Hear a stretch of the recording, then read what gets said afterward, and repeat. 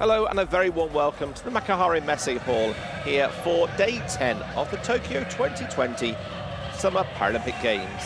This is the women's sitting volleyball classification matches. We have some amazing games coming your way today in this sitting volleyball competition. Here are the two matches for this session. It is Japan taking on Rwanda for 7th and 8th place, and then we have Italy taking on the RPC for 5th and 6th place. First game we're going to see is Japan versus Rwanda. Now both these two teams unable to get a victory in the pool stages, which is why they're competing for 7th and 8th place here. So a lot of pride up for grabs. Both these teams have competed in previous Paralympic Games in the past and finished at the 7th and 8th position. With 8 teams competing in the women's competition, with some really, really big teams out there. These two teams have held their own and developed. Here is the team list for Rwanda. So 12 players on the team list, only 6 on court at any one time. We'll bring you the starting lineup for the Rwandan team. 8th in Rio 2016, 11th in the World Championships in 2018. We're wearing the blue and yellow. They've really developed as this tournament's gone on. The home nation, Japan, in the red shirts with the black sleeves and black shorts and bottoms. There's their lineup, and we'll bring you the starting lineup for those as soon as we get the players onto court for the competition. We're going to get the protocols through, and we're going to have both of the national anthems, both of Rwanda and also of Japan.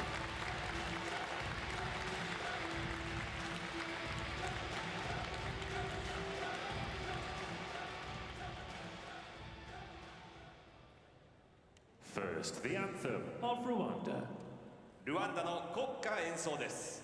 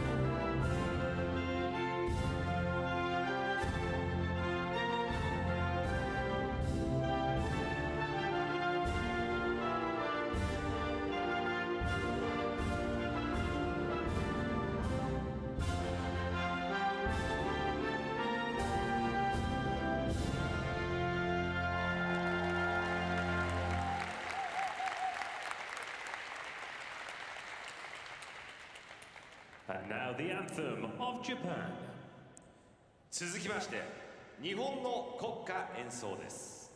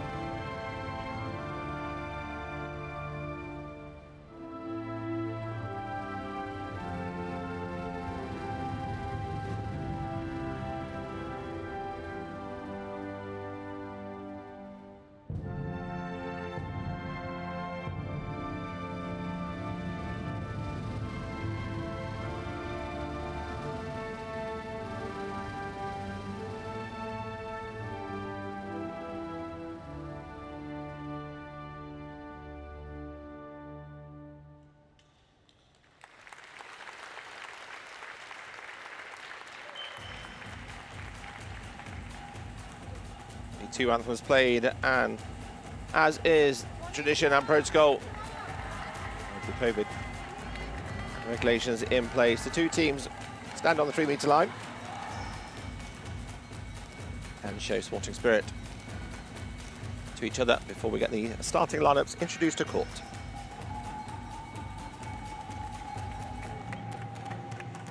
So Rwanda being defeated by United States of America, the People's Republic of China, and also the Russian Paralympic Committee.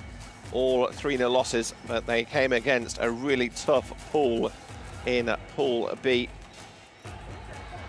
All three of those world champions and have experienced top-level Paralympic competition and medals.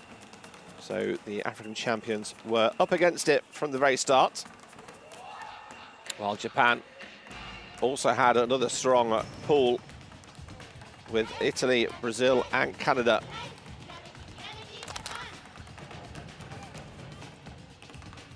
One thing you can guarantee with these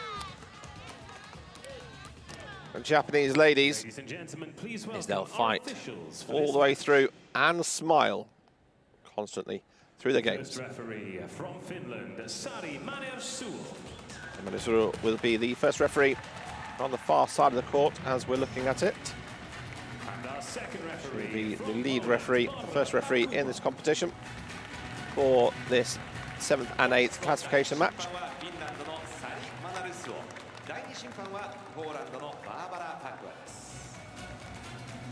And the Polish referee, Barbara Kula, will be the second referee. She'll be the one nearest the camera, looking after the teams, especially when it comes to timeouts, controlling any signals for lifts and net touches. welcome Rwanda.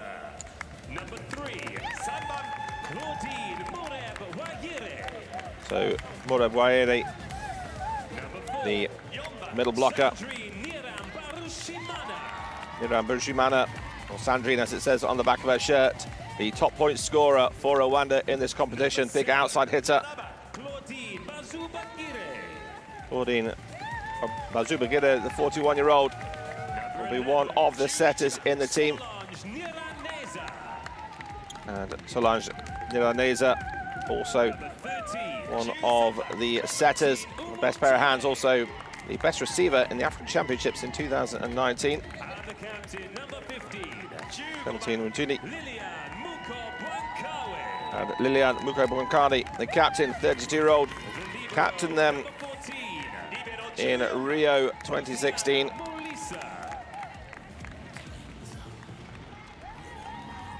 Tiana Ulisa in the yellow top.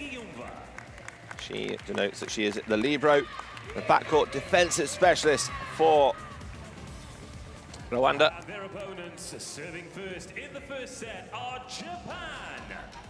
To the home nation.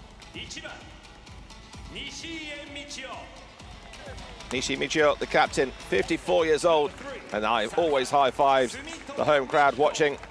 Samito, the outside hitter, making a Paralympic debut, the number 3. Fuji Junko, 55, played both in London and in Beijing, missed out Rio. Carter with 15 points to her name. Kikuchi Takato, 41-year-old, one of the setters in the team. Takasachi, 32-year-old. And then the libero wearing the number 8 shirt.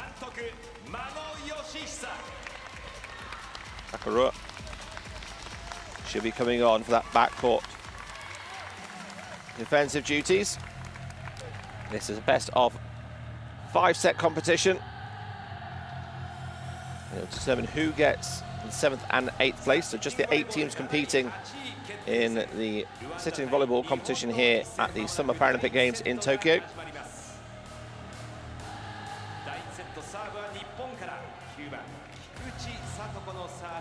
Shimizu doesn't stop talking to her team through every preparation of every point, always with a smile on her face.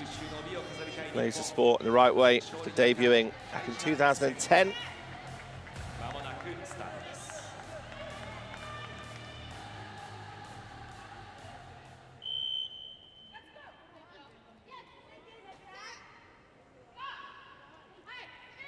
So it's Japan to get us underway against Rwanda in this women's 7th and 8th classification match here at the Makuhari Messi Hall, part of the Tokyo 2020 Summer Paralympic Games.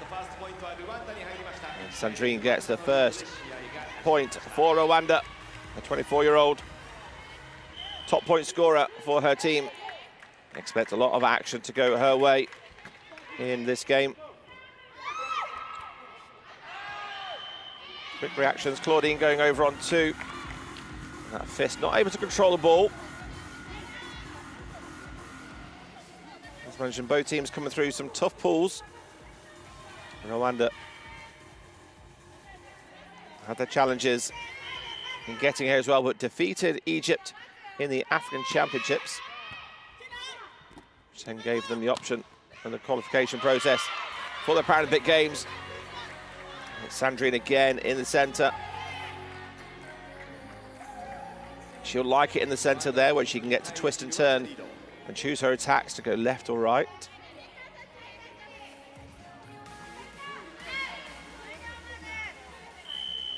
Nagata will be looking to take some control on the blocking duties for Japan, especially against Sandrine, number 4.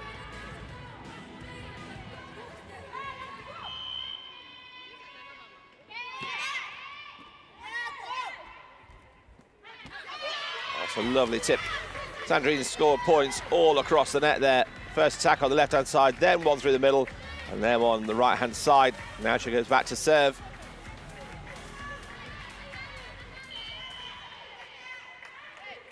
This sport has been a big game changer for Sandrine. Always limited her thinking. A serve, that ball landing on the ground. She used to think of her impairment as a disability. Now she turns it into a strength. It's her motivation in life now. She's having best experience here in Tokyo. It's her first Paralympic Games.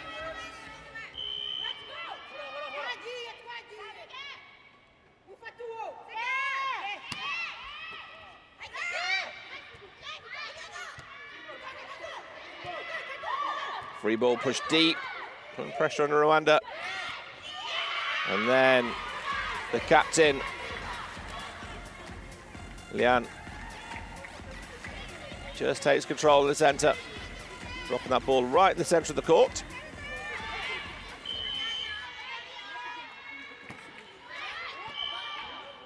That ball just clipping the blocker at the net. Some things you might notice differently in this match of sitting volleyball compared to normal volleyball, if this is your first time watching it. So the court's slightly smaller, obviously net's lower, but you can block the serve.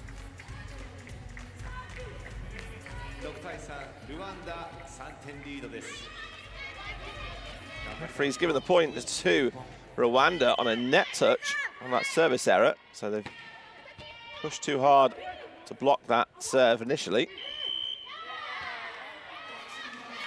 Double contact. Onsalan, the number 11 for Rwanda.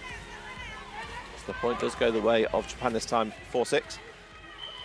So saying yes, they're under the net. They can jostle for position, and they might be able to touch the bottom of the net with their legs, as the legs can go under the line. But it's the top of the net where the referee is looking for.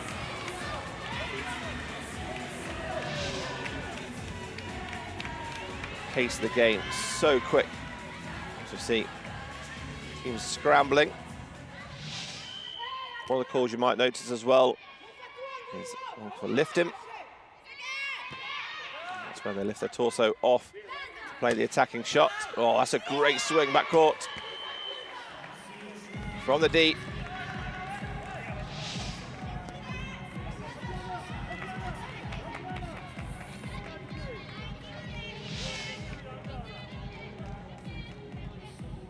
Sandrine is the go-to right arm.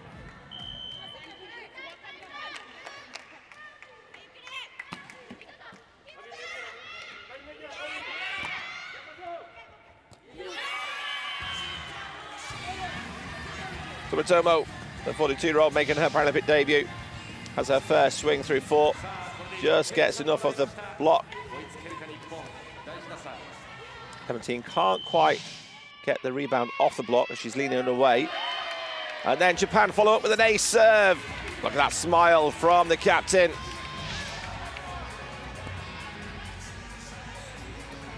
Split the defense. That corridor of uncertainty right between the two defenders.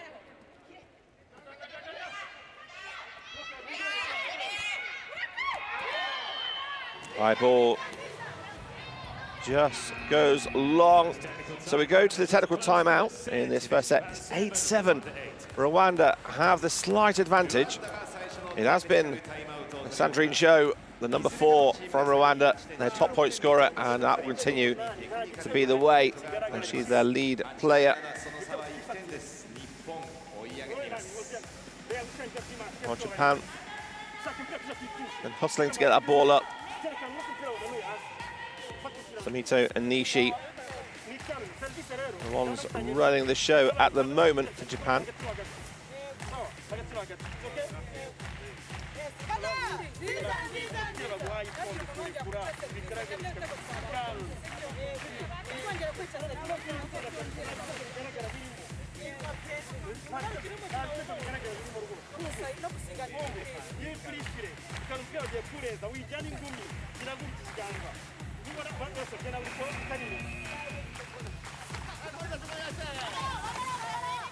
There's fans, paper fans, electric fans, anything they can do to cool the team down.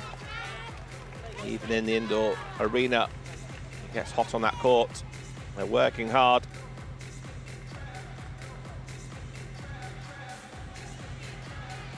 Great return attacks there, 5 from 7.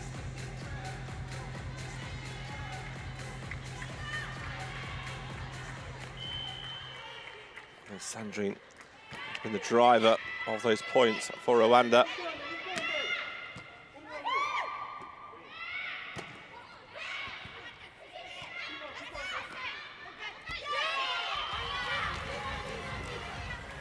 This time, Clementine gets the block. Vissaland drops inside of Takai, number 15.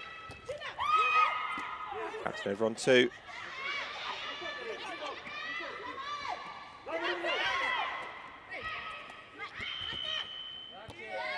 Lifting called. There's the signal from the first referee. She places her hand in front of her. It's almost like a crocodile mouth as a signal, showing that she'd lift torso off the floor, especially in that front 3-meter line. That's a foul.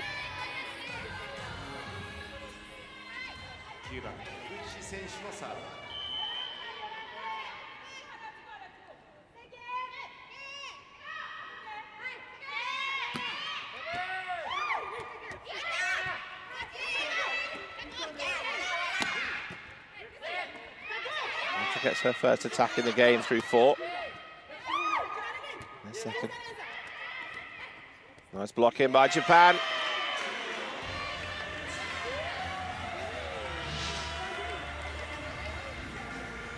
After that right hand, flicks it back in on the block.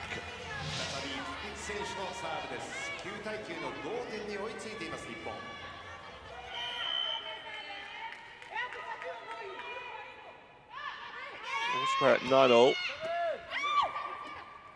Kikuchi on the serve. Huge attack. Does get a deflection.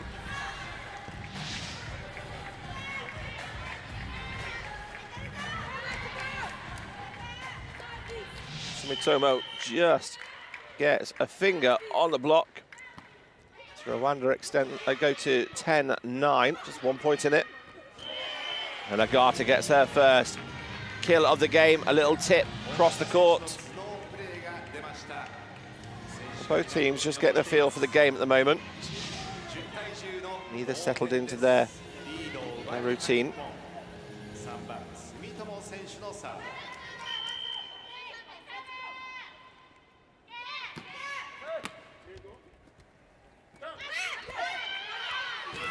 A little tip off the block. Now the play, very clever by Clementine. Fuji couldn't get the height on the block.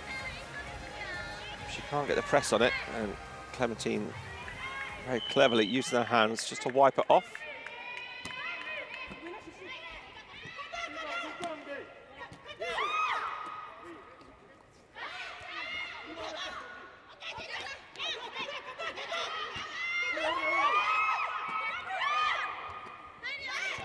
And they're going over on two, couldn't control the free ball that came to their chance.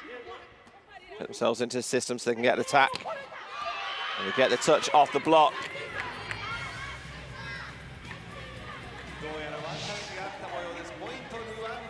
Sandrine again off the fingertips of Agata on the block.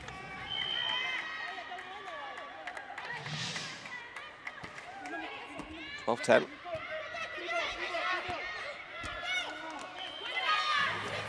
Just drifting out of court on the left-hand side. Fuji shuffling her way across.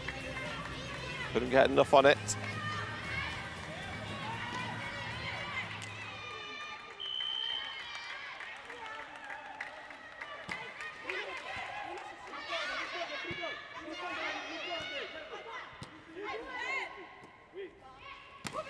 It's the powerhouse, through 4 again.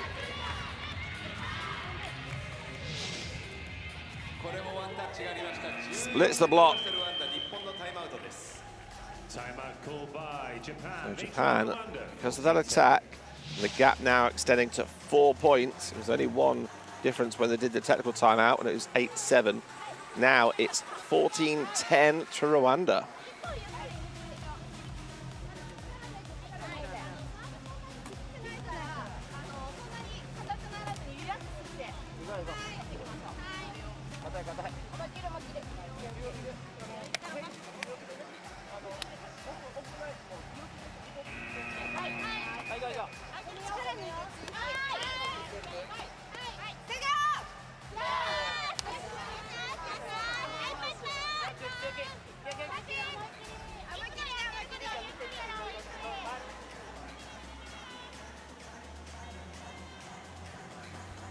So the first of the 2 timeouts that the coach gets in each set has been used up. There will be another timeout when one of the teams get to 16. They always do 2 technical timeouts, one at 8 points and one at 16. Can Japan get their way back into this game before that technical timeout? Let's have with a big swing.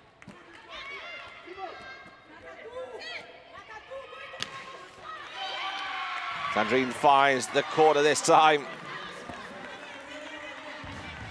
Rwanda came against some really tough teams, so haven't had the most points scored in their games so far.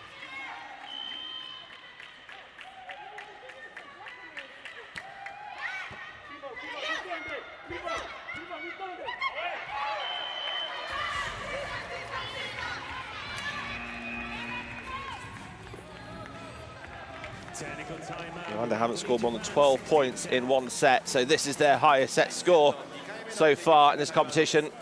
And they're in control here against Japan. Japan have had a few attacks, but they've got to work out how do they stop Sandrine, the big number 4, a big attacker for Rwanda.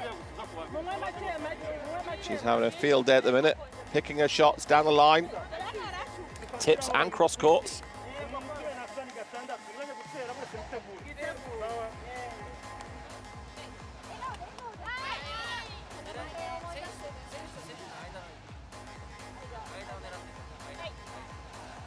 You see the captain there with the ice packs over the shoulders and the fans blowing down on her. A 54-year-old. She actually founded a club called Seoul in Japan in 2011 when she moved into Sitting Volleyball. Used to play standing volleyball before she had an accident. Damaged her ACL. She is high-fiving you as well. Play the game in such a great spirit. 8 from 12 attacks for Sandrine. Plus they've got service aces as well in the competition in this game as well.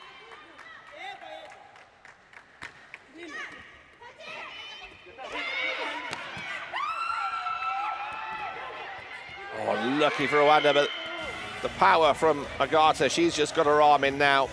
Her first big swing through the middle. She picks that cross court. Sandrine does great to pick it up. Can't get that third touch to drop over.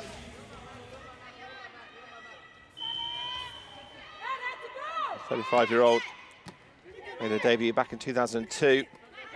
Will be one of the key attackers, height-wise, also for Japan. A little tricky play there for Japan. The captain over on the second touch. That's that court awareness, that game awareness to see where the defence are. And there's no block there, but also where the gap is on the backcourt.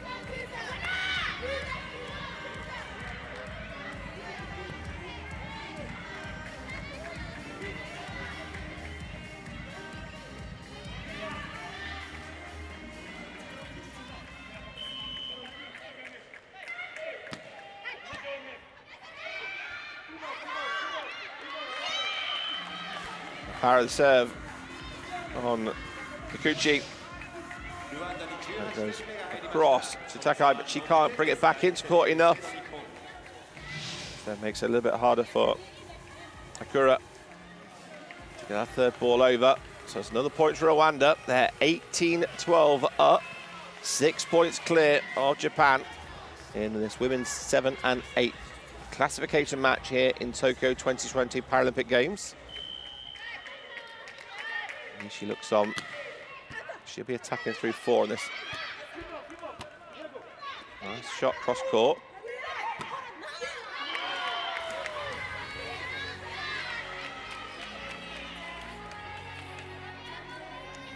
Aldine there.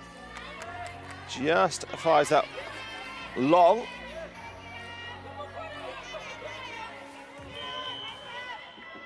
She has 6 blocks for her name and a couple of kills in her matches so far. She'll be looking to improve her stats in this game against Japan.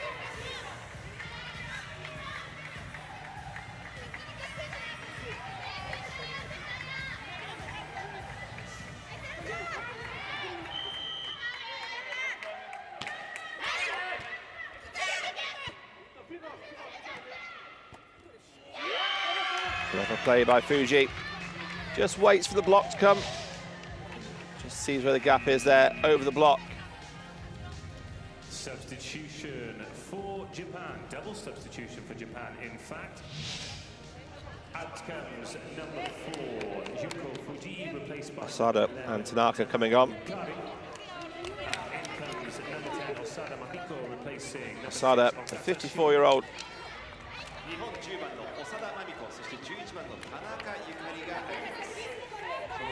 Tanaka coming on for serving duty. So 3 players over 50 on court for Japan. Oh, it's an ace. Oh, almost an ace serve. She's looking at the line. She had the best view in the house when that was going in or not. It's hoiked back in.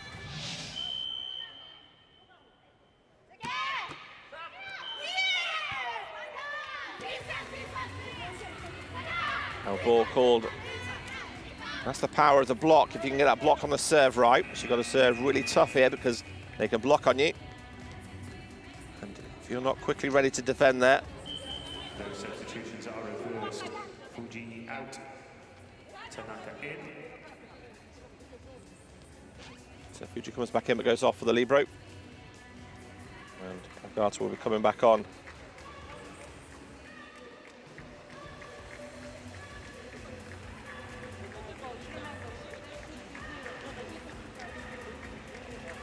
Second referee saying the substitutes weren't in the position they need to be. He was saying there was one at a time. So we might have to wait another point then before they can get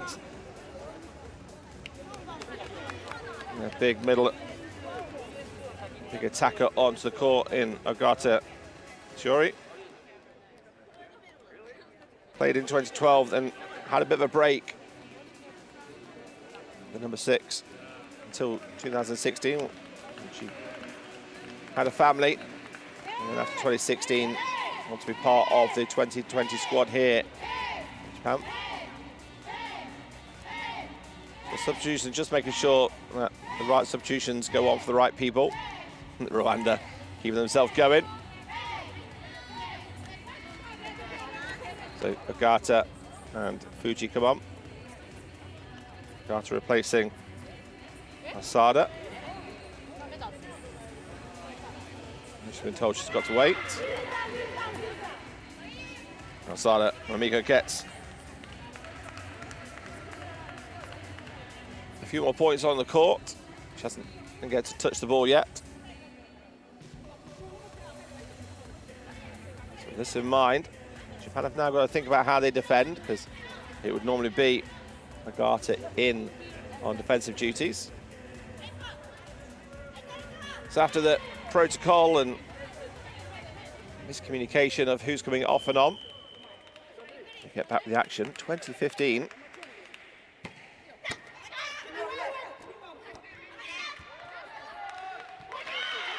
the point goes Rwanda's way. Now we'll see that substitution. Ogata will come in for Asada.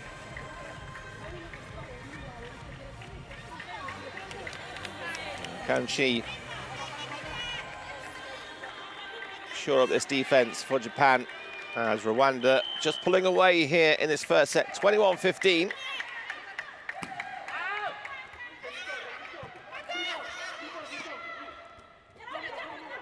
Oh, it's a wayward pass from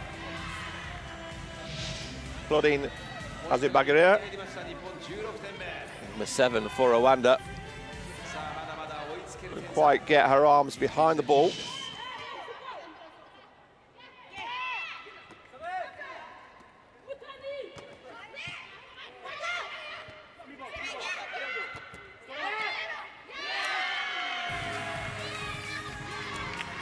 Sumitomo, the 42-year-old, just get the better of the Rwandan captain. So Rwanda now call for a timeout. The gap's close to 4 points. Timeout called by Rwanda. After that slight delay on the double substitution, Japan have just tightened up their play, cut out their errors, and put the pressure now on the ladies in blue and yellow.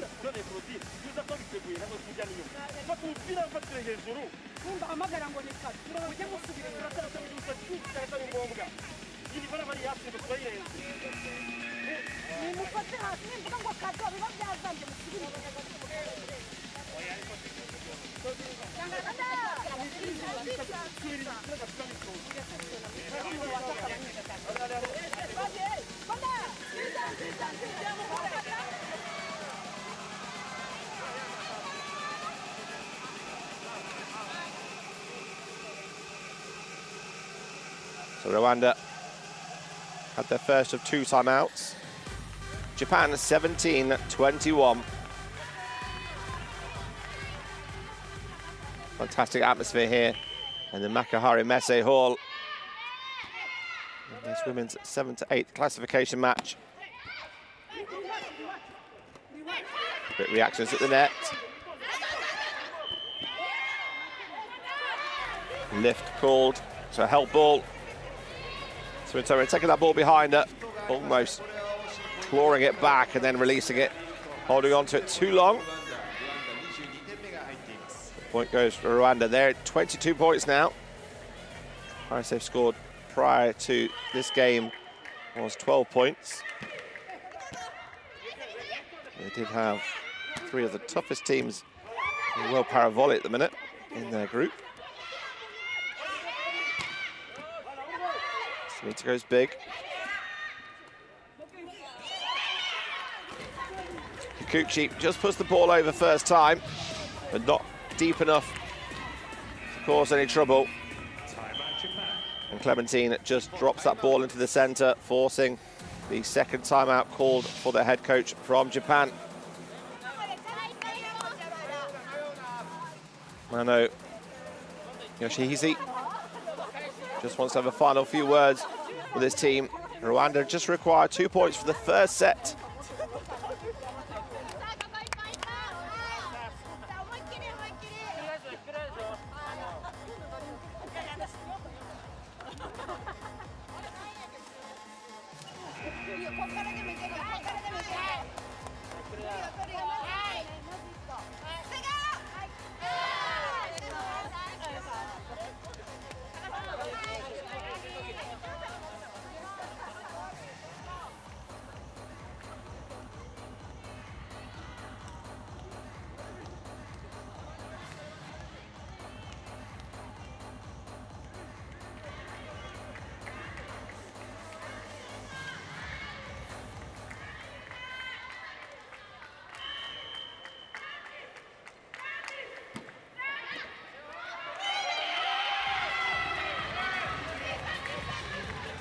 All smiles for Rwanda.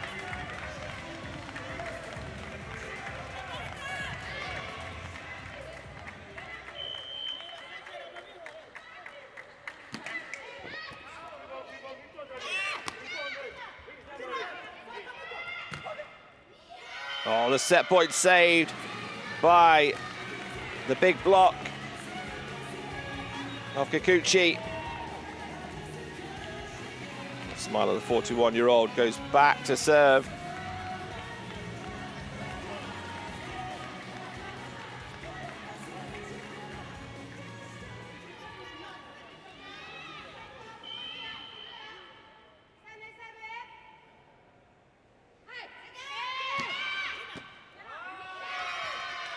Second set point saved.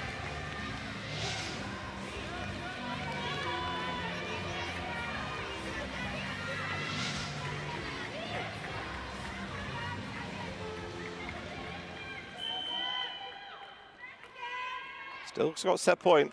It's 19-24. This will be the first set. Rwanda will win this competition, Paralympics.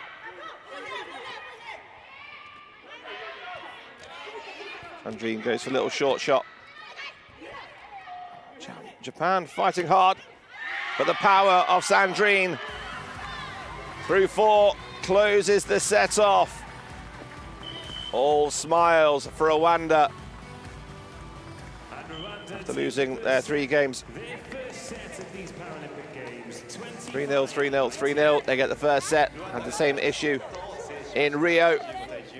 First set scored in Paralympics the last 2 cycles. Now, normally we would be changing ends at each set change, obviously due to the restrictions at the moment. The teams are staying on the ends they are. Now we see Rwanda winning the first set here in Tokyo with a score 25-19.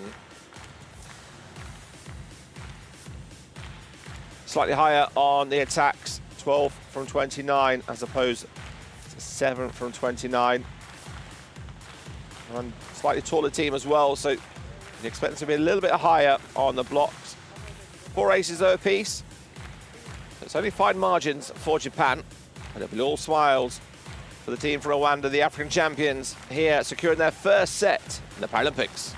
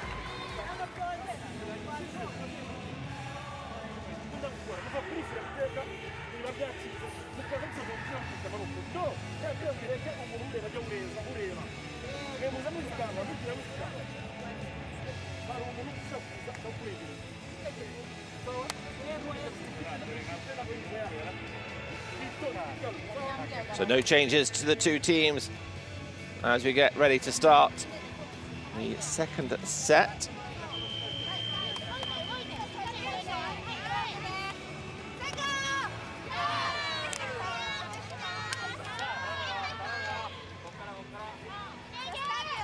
I feel left out with the cameraman moved away from Nishi there. I thought we were all going to get high tens from her.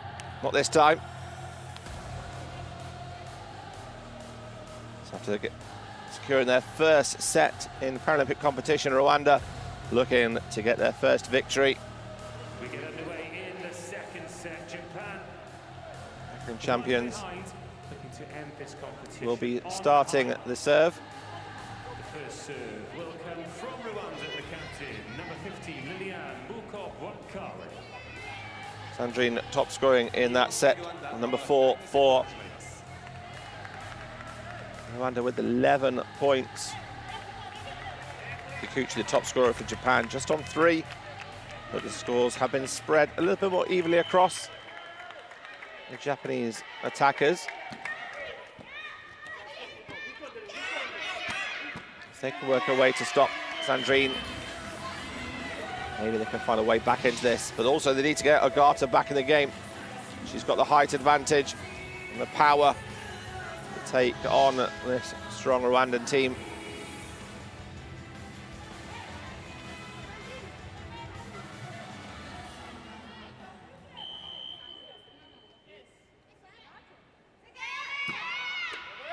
Oh, it's an ace serve.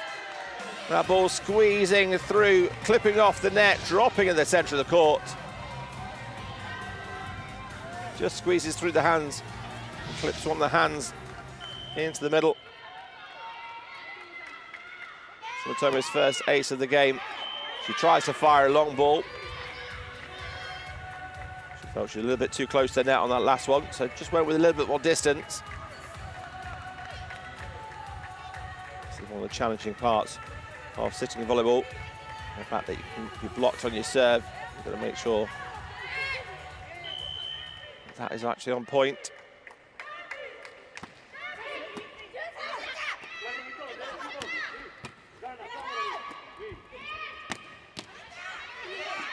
Good up. So the first touch was good, but the second touch was classed as a double contact. You see the way the ball was coming out of the hands. Both hands on a volley must be touched the ball at the same time.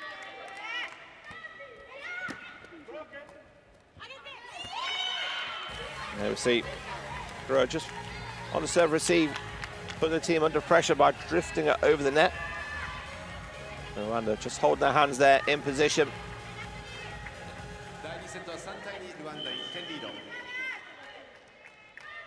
Rwanda with 2 points in a row here have turned it down from being 2-1 down to 4-2 up.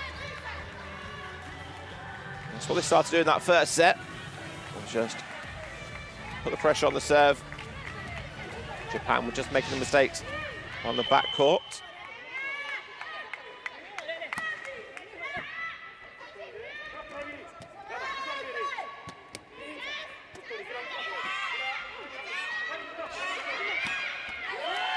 Ogata with a lovely swing this time.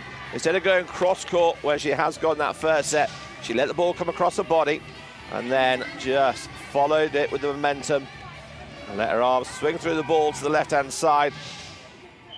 That's going to make the Rwandan block have to think now which way she's going to go. Call for out was there. It may have just drifted, but Takai gets an ace serve. High in the hands of Hosiana.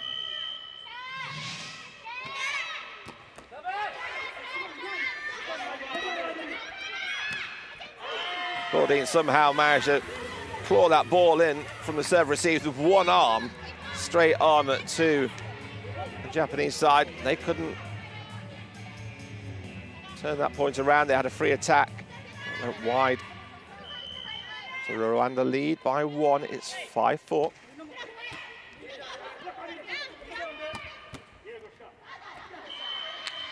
Captain Nishi there with a big swing backcourt, through 4. She was quite far back, almost on the backcourt line. Not the tallest of the players at the net, so it gives herself a little bit of room.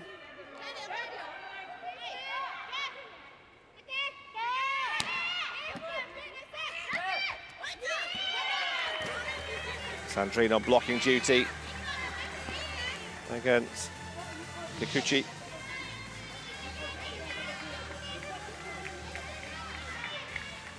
Just momentum going with the Kikuchi out of court, the ball landing on top of her as she did.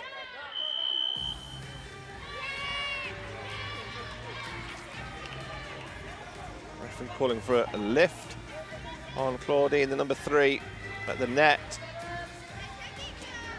Obviously that ball from the serve receive was blocked. It went below the height of the net. She's obviously lifted it up to get to that joust position. And Claudine goes over on 2 this time. There's a spot, but it's just long from the captain. She knew what she wanted to do. She's had a look at that in the first set as well. Just a bit too much emphasis on it. Energy through the ball. Rwanda lead by 1.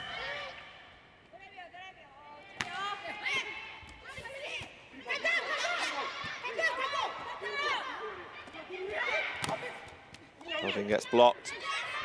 Quick pullback.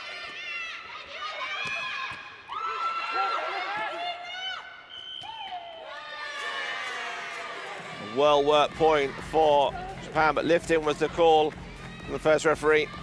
Battle at the net there. Kikuchi was making sure she wasn't going to lose that one this time. 7-all.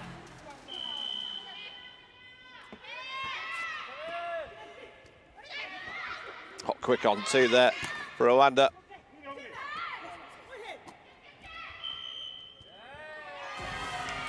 Double contact called on the set of Claudine. So we go to the technical timeout now. Japan are leading only by 1. But they had an early lead in the game. Rwanda clawed it back. And now the last few points go the way of Japan. They now have the slightest advantage as we go to the technical timeout. It's Japan 8, Rwanda 7.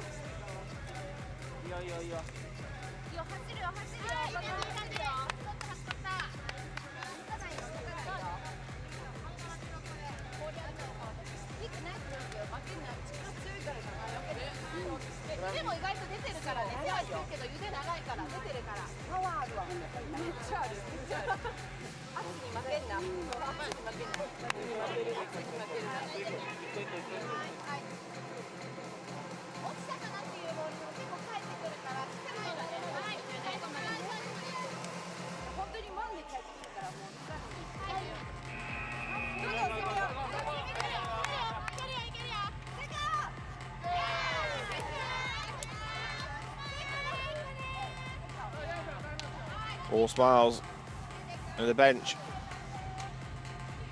for Japan.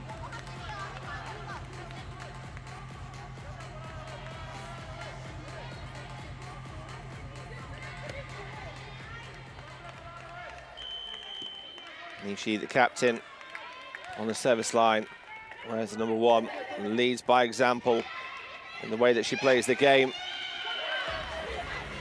She can't lead the team to that point. Just drifts into the net, double contact called against Kikuchi.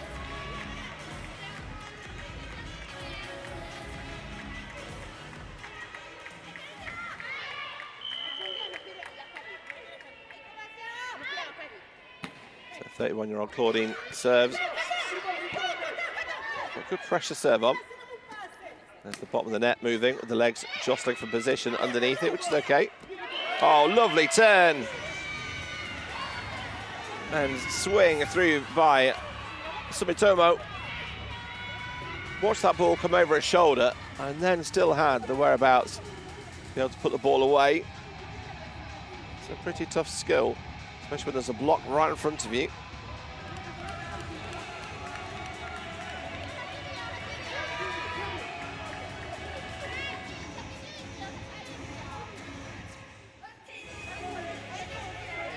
Kikuchi goes back to serve. Japan still just clawing away 1 point at a time. And Rwanda get themselves back in it.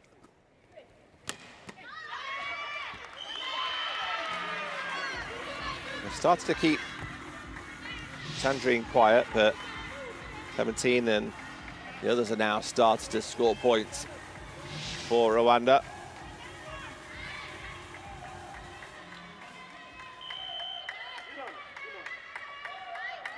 And the captain back to serve.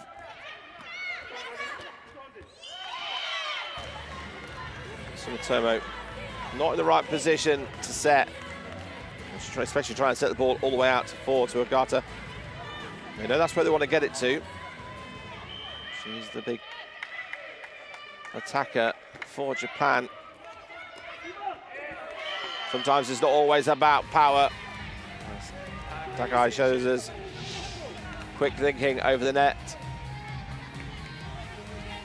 Block stacking over towards where Agata is, so the centre of the court was free. Good spatial awareness.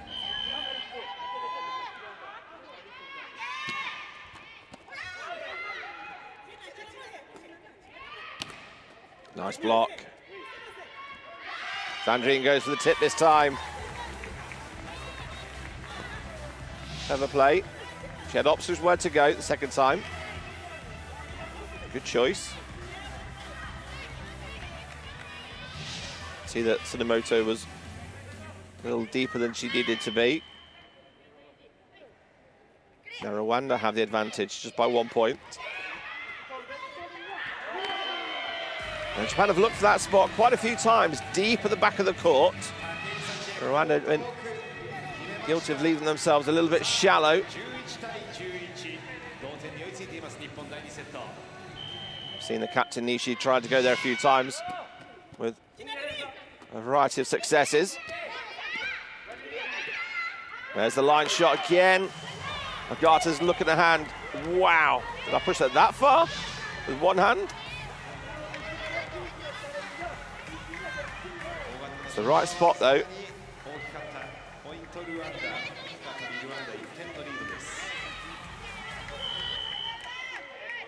That's one of the areas that Rwanda are going to need to improve their defence on. Kind of showing they're going to use that as an attacking area. Quick thinking.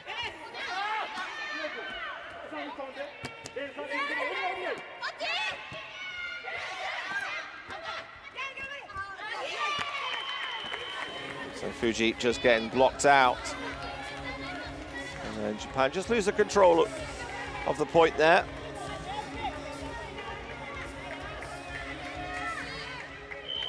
(13-11). A serve. Claudine on the service line. Oh, sorry, Clementine it is. Number 13. 6 aces apiece for Japan and Rwanda. That ball, again, almost an ace serve. Did get a second touch. Fair, the second touch wasn't controlled as well. You'd give that as an ace. So Japan calling for a timeout. They had the slight advantage earlier. Now Rwanda are just pulling away. Good pressure serves for Clementine. 15-11.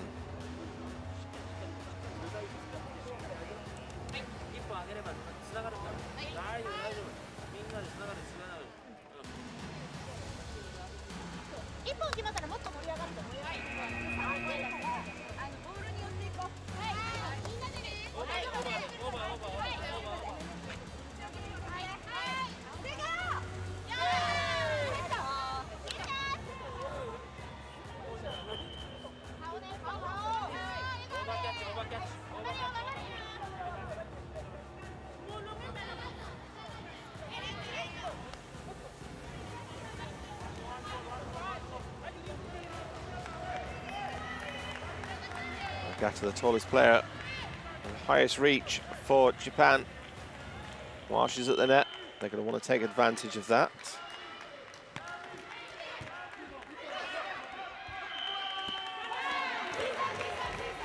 lifting for Fuji. She was trying extra hard to battle the block of Claudine. We go to the technical timeout. Japan down by 5, 16-11.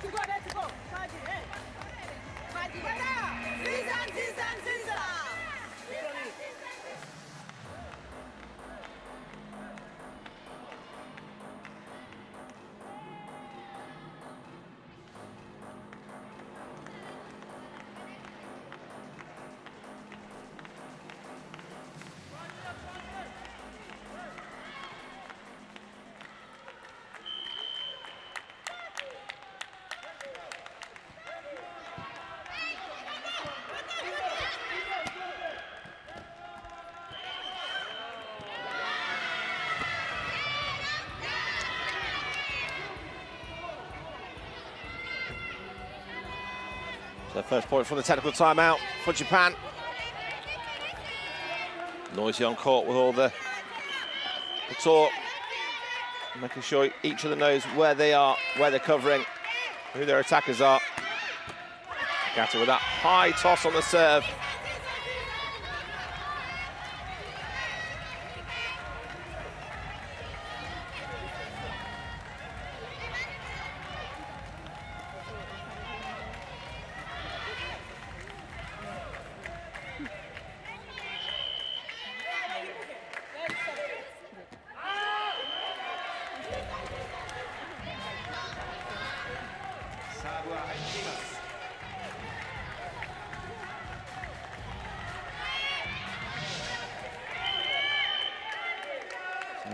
With the ace serve, goes back again to serve.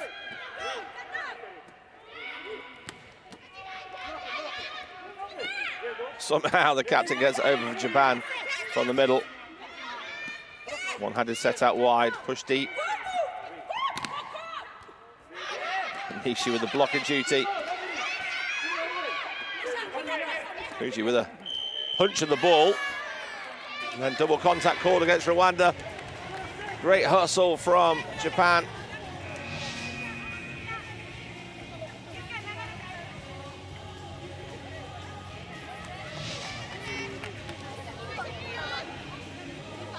Tanaka coming on to serve, which then brings Asada onto the court.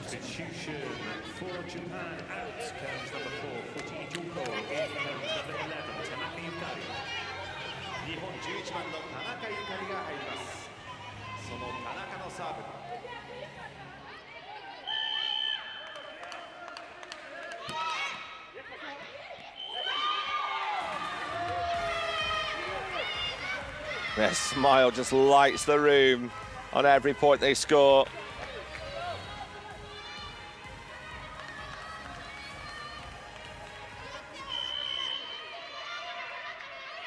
Rwanda looking to secure a second set in Paralympic history.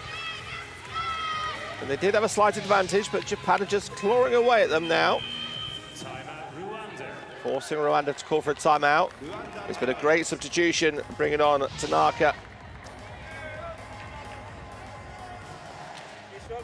Just put the pressure on the service line, which is what she's there to do. Not an easy thing to do, just come on halfway through a set and serve strong.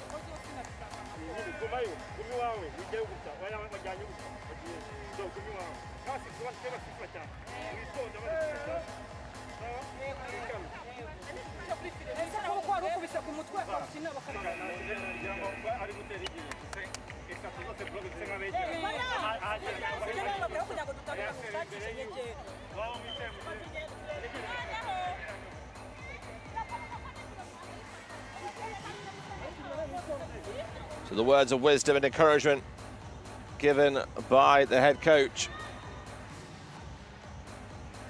Jean-Marie. Can they though now turn that motivation into a side out? As Tanaka serves strong again. But it is big work at the net for Claudine. It's a good timeout. Coach was always satisfied when they get that first point back after a timeout, especially if they put some actions into play. They do the double switch. Asada comes on. Sorry, Asada comes off and Tanaka comes off. Fuji goes back on, as does Agata. No issues this time with the protocol and the process of that double substitution.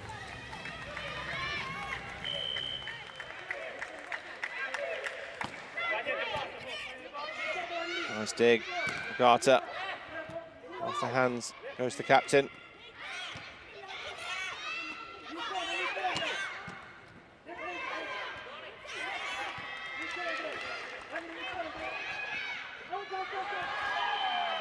She scrunches her face up and apologises.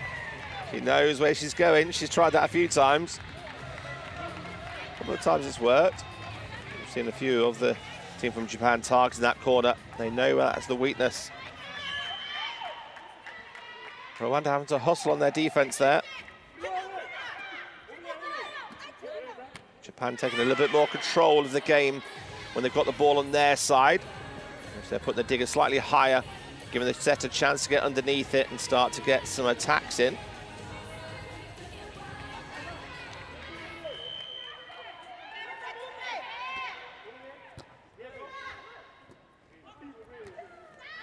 She clawed it back somehow. The ball's going well out of court on the left-hand side. So drag it back to the left hand cleanly. And double contact given against Liliane, the captain.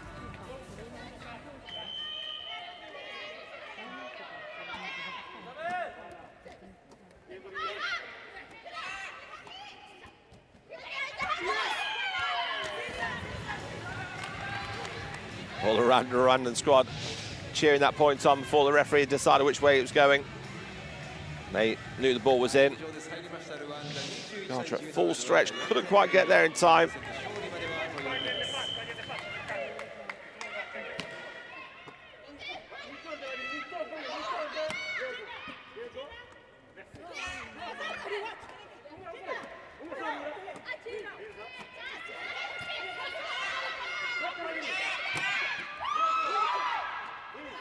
Swing by Mutomo. Takai tries to go deep.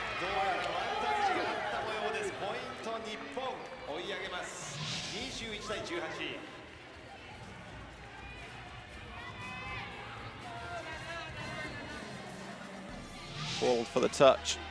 The referee agrees. It's the slightest touch of the fingertips on the block. So 3 points of difference here. 18-21 in this second set. Rwanda leading by 1-0. That was their first set that they've ever scored in the Paralympics. Good hustle.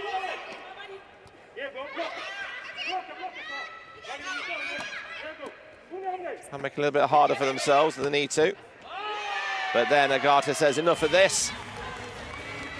She puts her shoulder through the ball.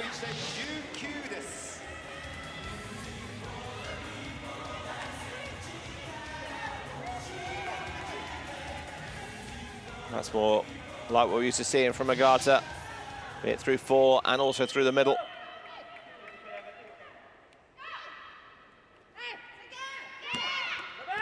Oh, it's an ace serve. Kikuchi off the hands of Clementine's right hand. She didn't have enough on there.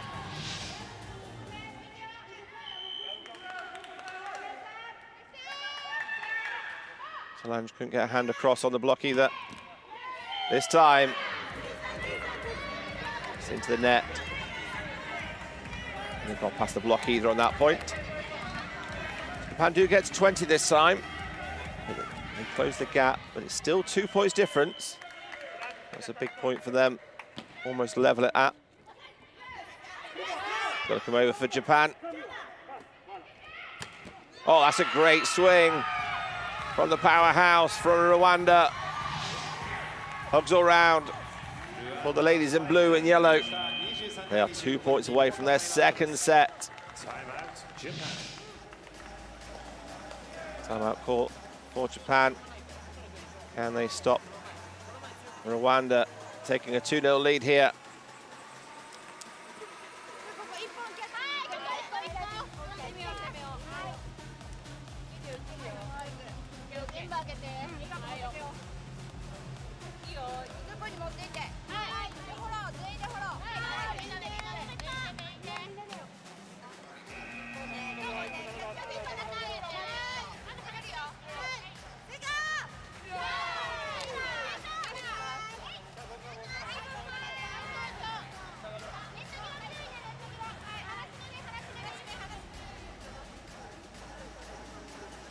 Positive energy they leave the huddle with. They need to turn into points here, otherwise they're going to be under a bit of pressure coming towards the end of their second set. They're only trailed by 1 set to love. Now it's 23-20. They are down by 3 points.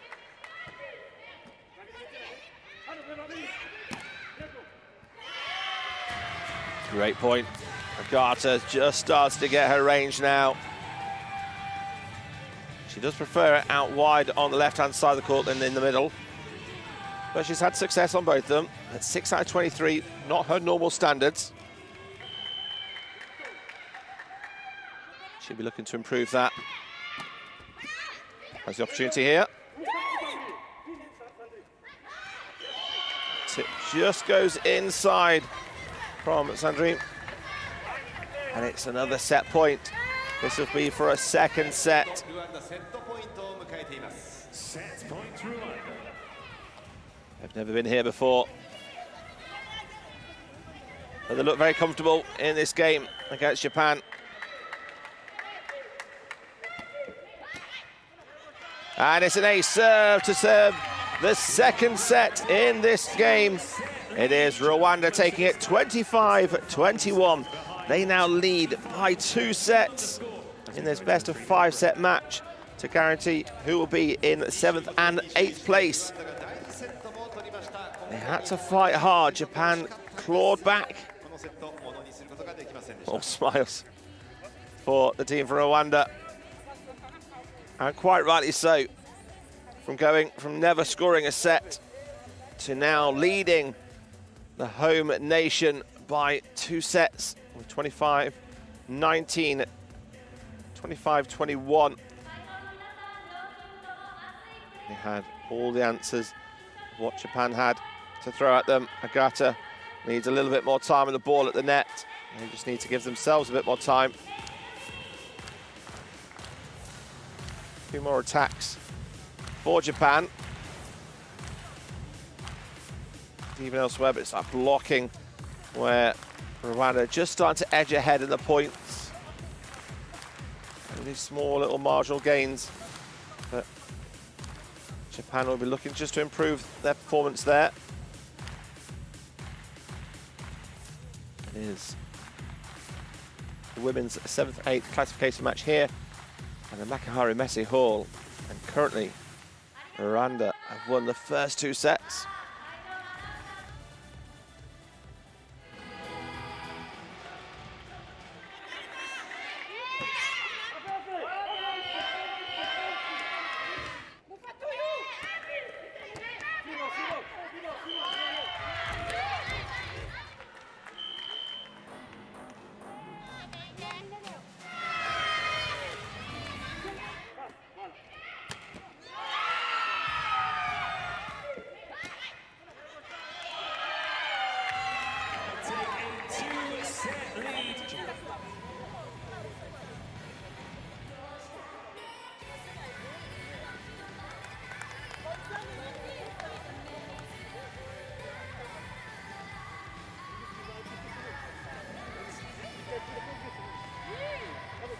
We get ready for the third set. Both teams unchanged.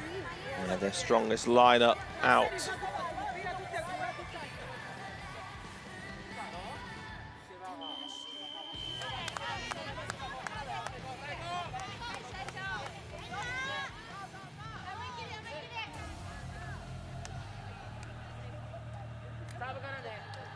Japan need to start taking some control if they are to take this game into a fourth set and even a deciding set.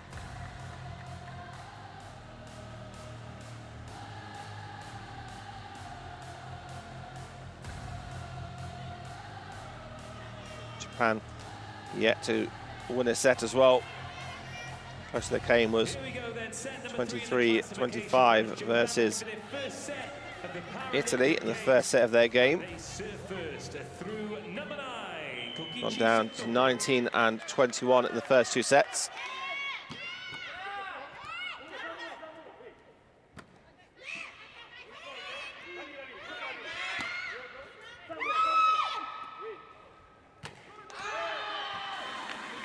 Line judge has seen a touch. That's off the block or defense. Sandrine gets the kill.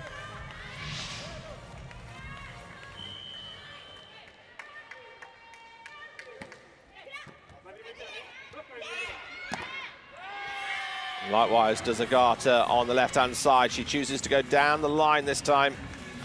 Set was in the right spot for her.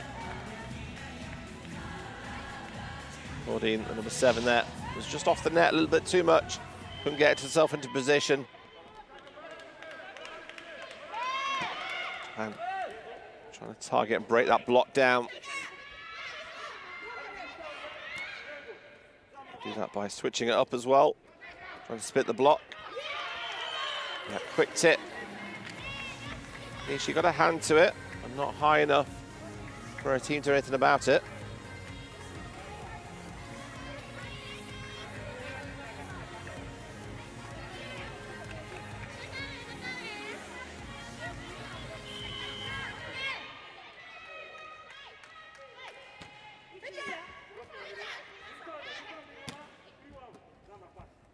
Backcourt attack for the captain. Sandrine out wide through 4. Just tips the ball over the block to the left-hand side.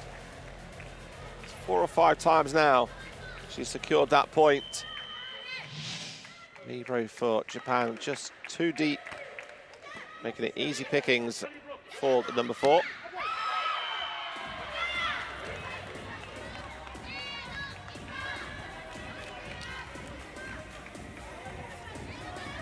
Mata shaking her hand there. She hit it that hard. It was wide. 4-1 lead here. It's a blistering start for Rwanda. Nice block. Nakasachi, the 32-year-old, also plays libero. With a block like that.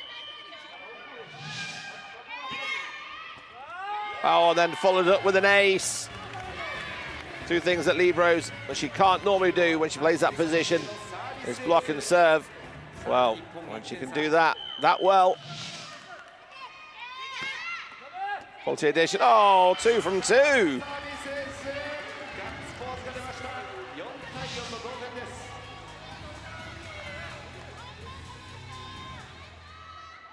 With a smile as she watches that. Goes for 3. Can't quite get the hat-trick of aces. And there she does on that dive. That ball going too tight to the net. Making it a little bit easier for the block from Rwanda.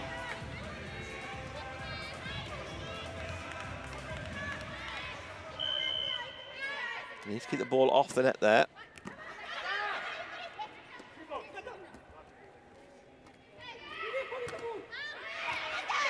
Oh, the pancake. Line judges said that ball was down.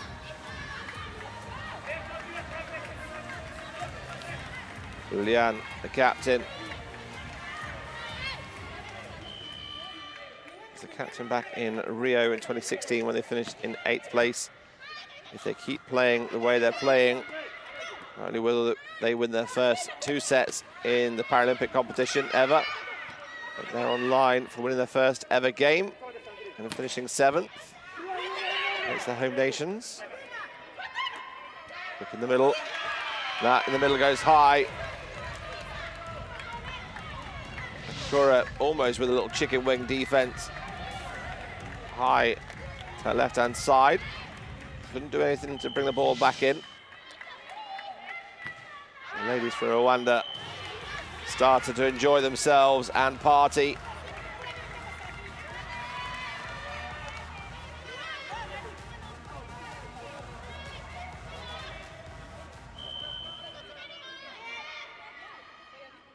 Photographers targeting the cameras on the Japanese team. A serve, Regata. Serving a little tougher now.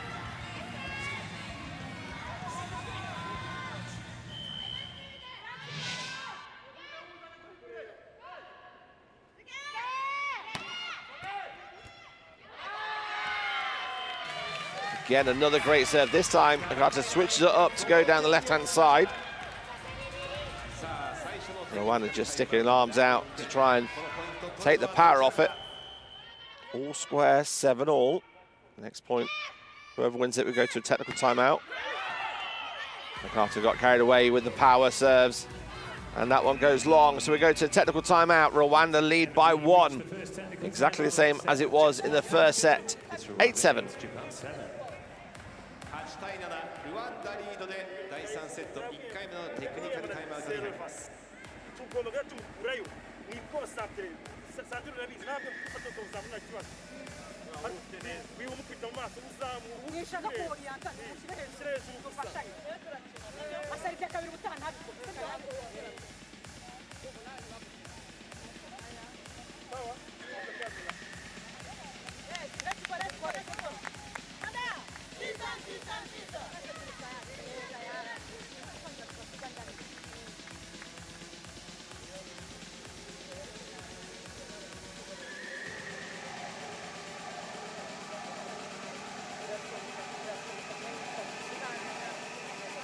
So Sandrine, the top scorer for Rwanda, 19 points. Agata, the top scorer for Japan, just on 9.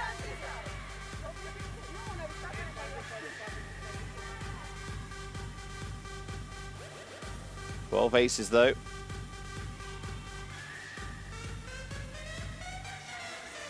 Two in a row for Agata for. She had that service error that took us into the technical timeout. Claudina is to serve. 41-year-old. Started playing back in 2005.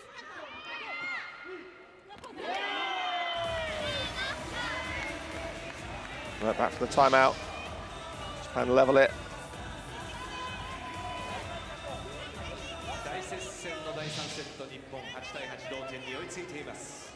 8-28. 8 attacks from 28. Agata plus those serves.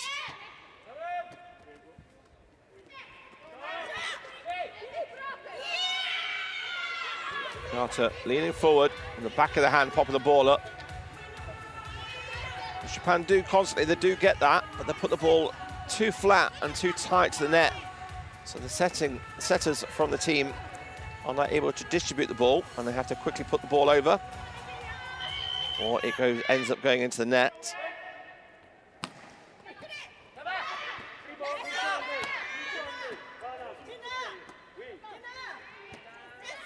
Opportunity here for Japan, but Gucci given for a lift, so it's also coming off the floor, just trying to play the ball. So going onto a side and then lifting herself up. And she was setting that ball. There's the a held ball or a joust.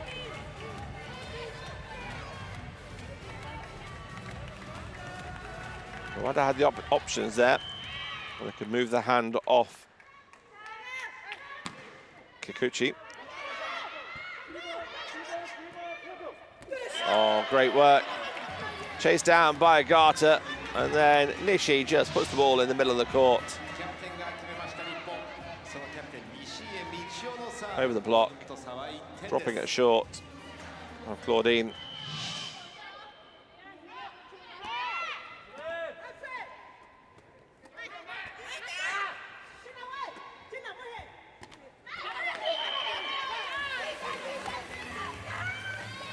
Ball landing in the centre again by the captain. The 32-year-old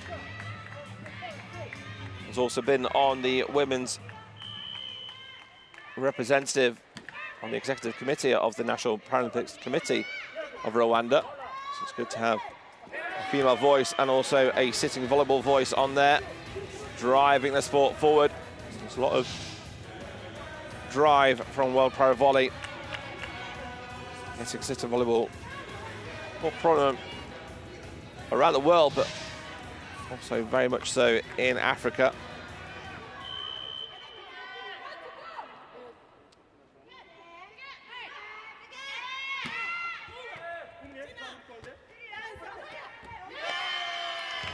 Easily done.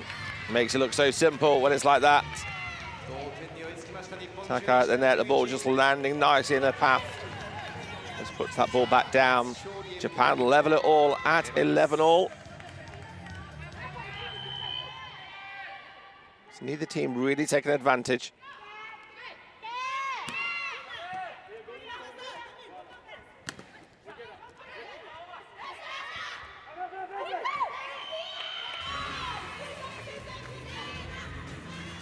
Sails long from Agata. She was facing away, reaching outside the 3-meter line.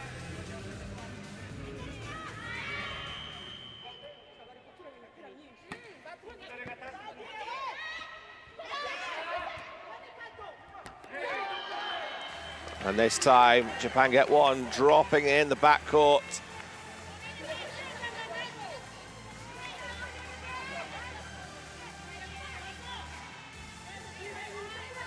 She gets herself back to front court position.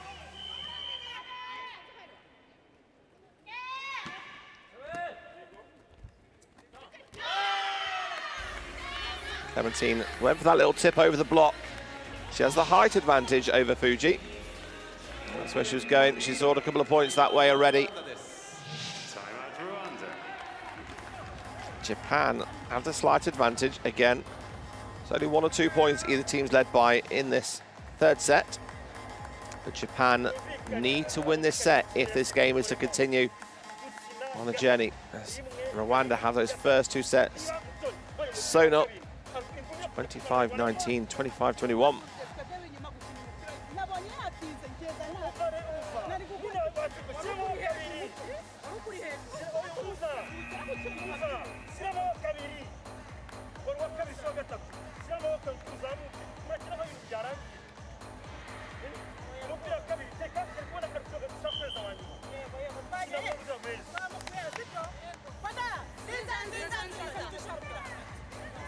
Frustration on the face of the head coach from Rwanda. Just give us instructions about the pass.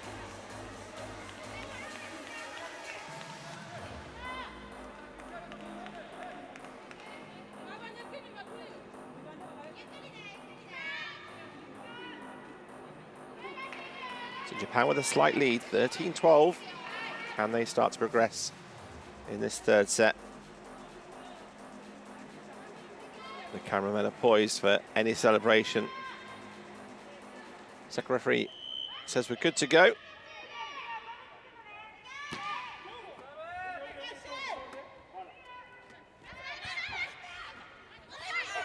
There's again that pass, always going over the net.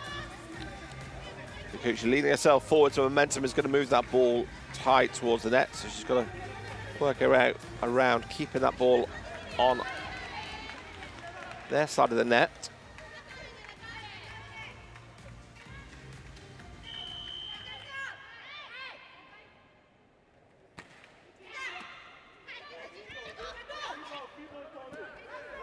She going to that cross court corner. Better dig by Kikuchi, and then a little backcourt attack. Rolling a hand through the ball to the left-hand side goes the captain. Deliberate set.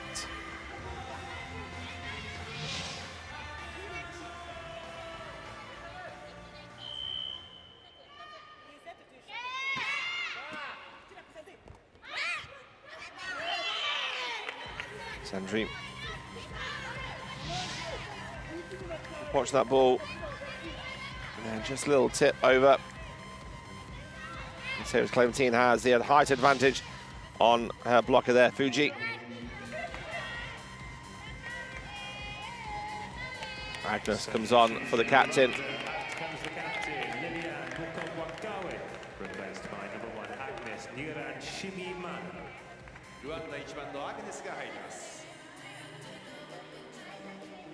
Outside for outside position.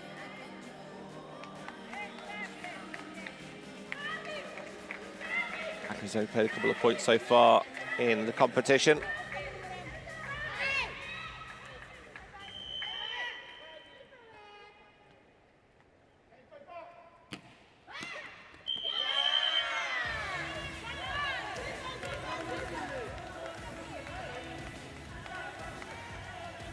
Points gone against Japan there.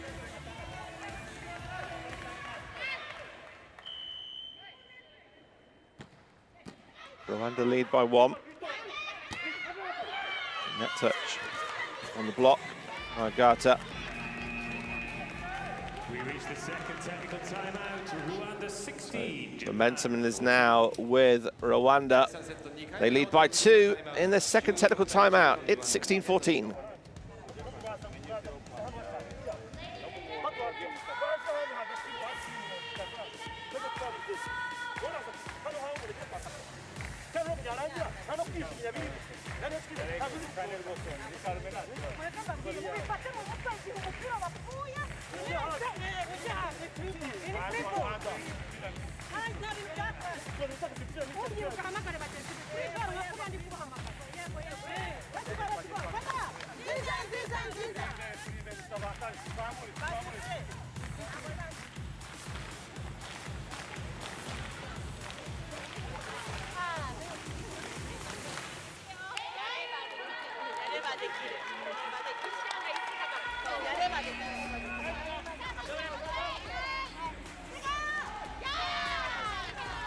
So we come back from the technical timeout. Japan trail by 2 in the third set and by 2 sets in this classification game. Whoever wins will finish 7th. Rwanda looking for their first victory ever in the Paralympics.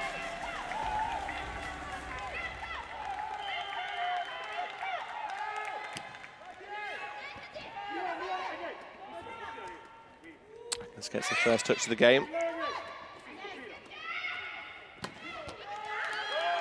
Shows the power she has as well. Cross-court shot.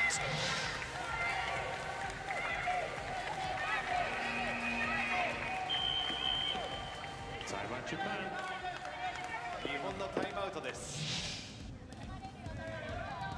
That's the first point from the technical timeout. The head coach from Japan wants to stop that run of serves. Pressure momentum just on the server to make them think about it. Change the tactics of what they do. Rwanda lead by 3.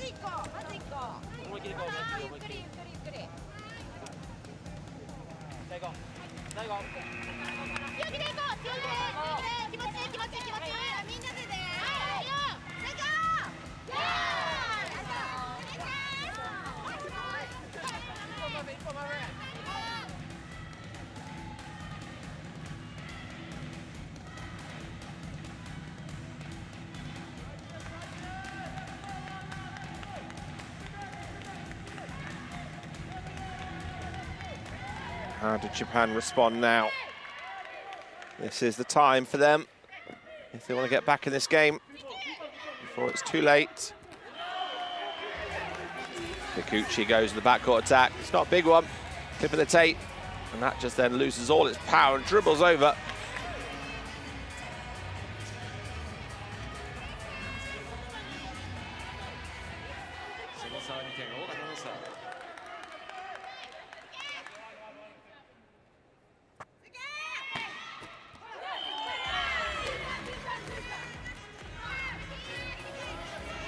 Nagata can't get a run of serves this time. Claudine made sure that ball wasn't coming back over. And then it's an ace serve for Rwanda. 19-15. Claudine, 41-year-old.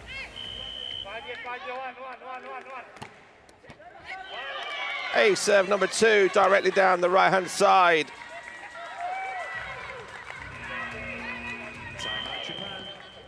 Japan have forced for a second timeout. They're down by 5 points now. They got 1 point back from the last timeout, but then they conceded a few more.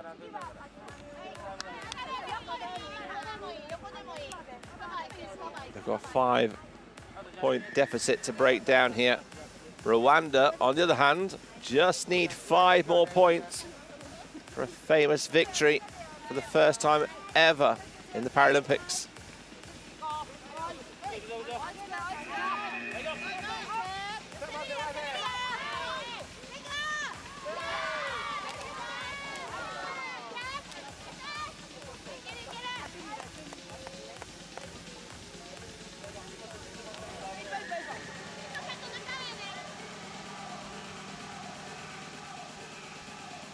Here in the home games, Japan looking to finish strong. They finished 7th in London, 8th in Beijing, 10th in the World Championships 2018. Title in net. Claudine says thank you very much. And she wins the battle with the captain from Japan. The point has gone against her. Double substitution for Japan. The referee seen the foul by Claudine.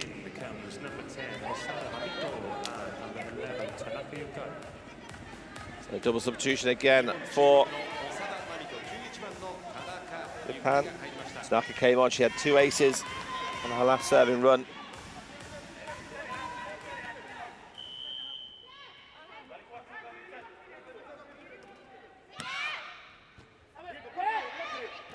Get the chance to attack. Another one.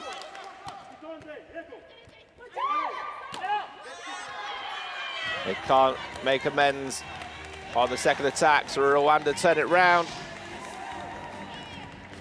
Just off the fingertips. Now to play. Double substitution.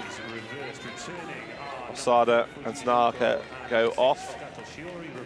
Fuji comes back on with Nagata, comes back on as well on defensive duties now, with only 4 points remaining for Rwanda to get for a famous victory here in the Paralympic Games. Oh, too much. That ball was drifting over. Clementine saw the glory as she was leaning back. And her hands were this side of the net. 4 points the difference, 4 points required.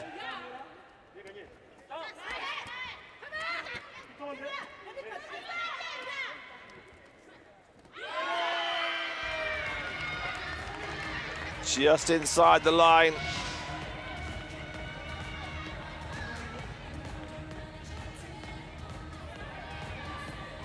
The line judge places his flag down to the floor to signify the ball was in. 18-21.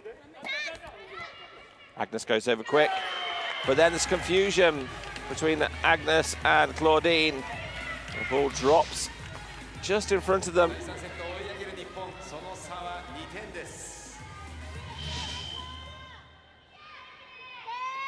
2 point gap now. But the second referee seen a net touch against Japan. Rwanda will be happy taking that point from them. knowing that means they just need 3 more points now, and they lead by 3.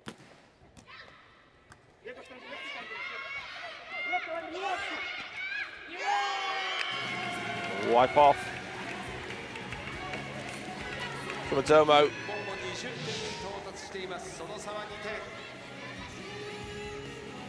Outmatched on the height, but the block just holds itself up like that. Beautifully used.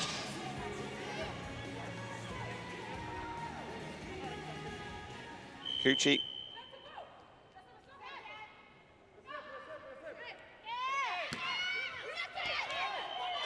Can't deliver any points from the service line. In fact, she serves it long.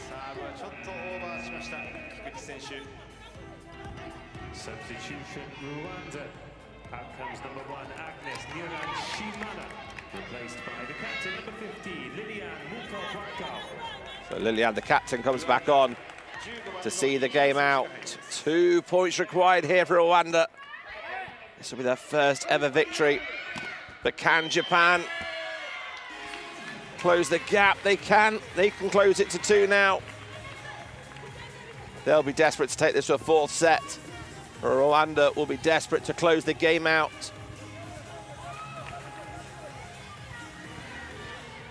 Rwanda didn't win a set or a match in Rio. These are the first 2 sets they've won so far in this competition. Oh, they're going to take a 3rd set. Oh, the ball sat nicely for Claudine to take it to match point. They've got 24-21. 3 match points for Rwanda.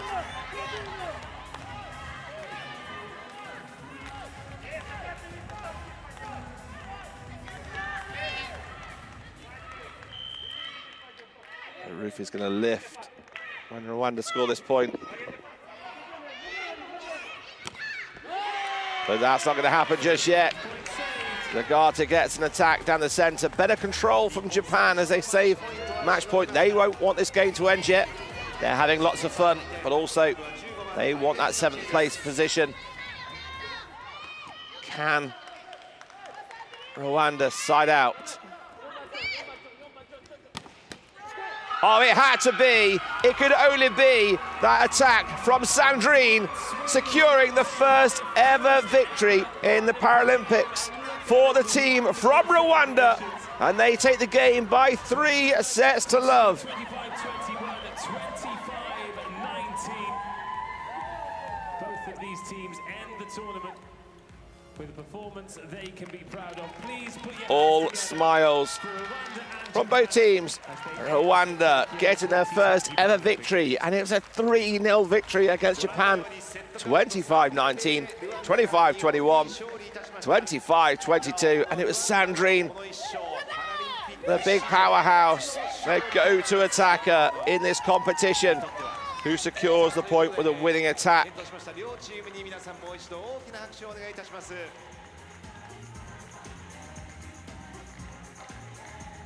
Oh, the dancing and the celebration on the bench of Rwanda. You can't help but smile and join in. They've worked so hard. They might not have the quality, the numbers, the training facilities, the expertise. But what they don't have, they make up for in heart, effort, and teamwork. Japan will be a little bit disappointed to go out by 3 sets to 0 there. Didn't quite gel for them defensively.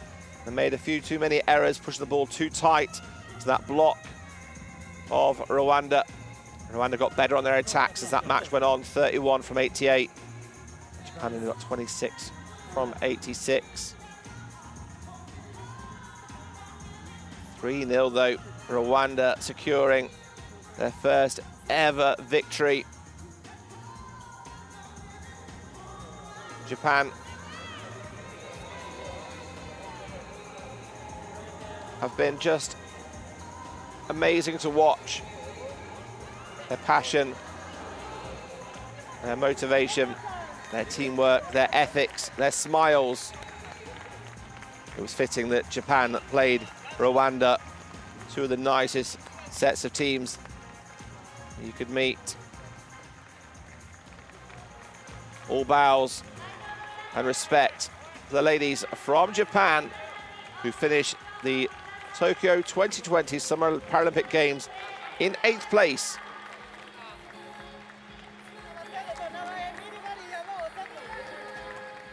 The youngest player, 32, the oldest player, 55. At one point, they had 3 players over 50 on court.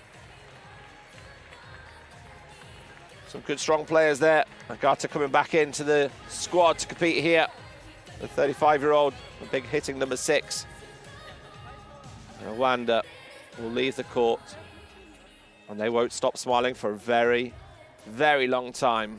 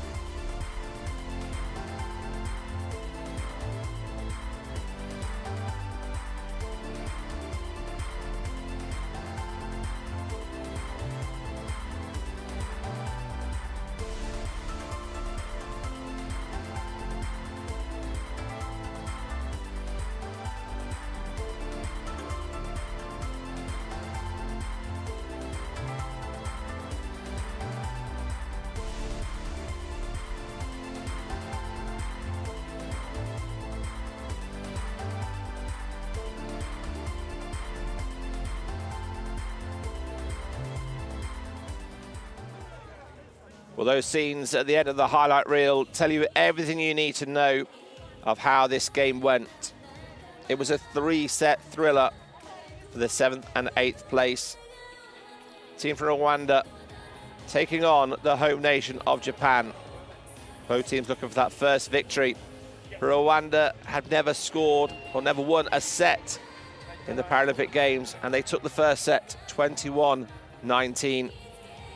They were able to maintain that control, and there they are around the scoreboard now, showing off what they have just achieved, taking the second set 21-25. But Japan didn't go down lightly. They kept fighting hard, but the third set was convincingly won in the end with a huge attack from their main striker and biggest attacker, Sandrine, on the right-hand side to close the game off 25-22. And Rwanda with their first victory by 3-0.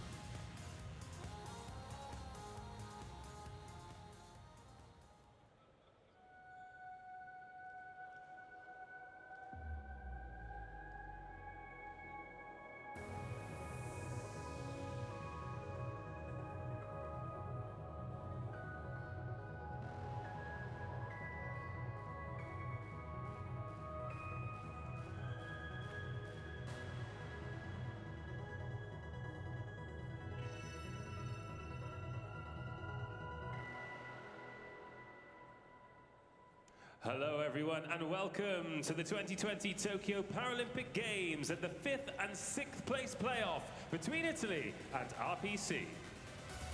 ご来場の皆様、こんにちは。東京2020パラリンピックにようこそお越しくださいました。本日はイタリア対 RPC の試合が行われます。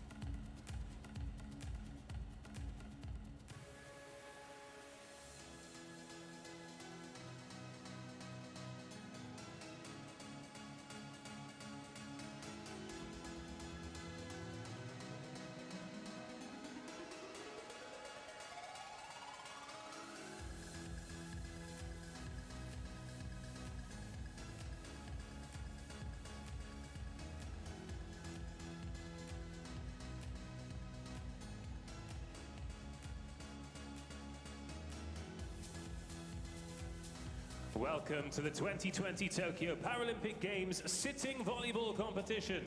Now we would like to welcome to the court the officials for today's match and the teams. First, please welcome the team from RPC. ご来場の皆様こんにちは。東京2020パラリンピックにようこそお越しくださいました。それでは選手の入場です。まずは RPC。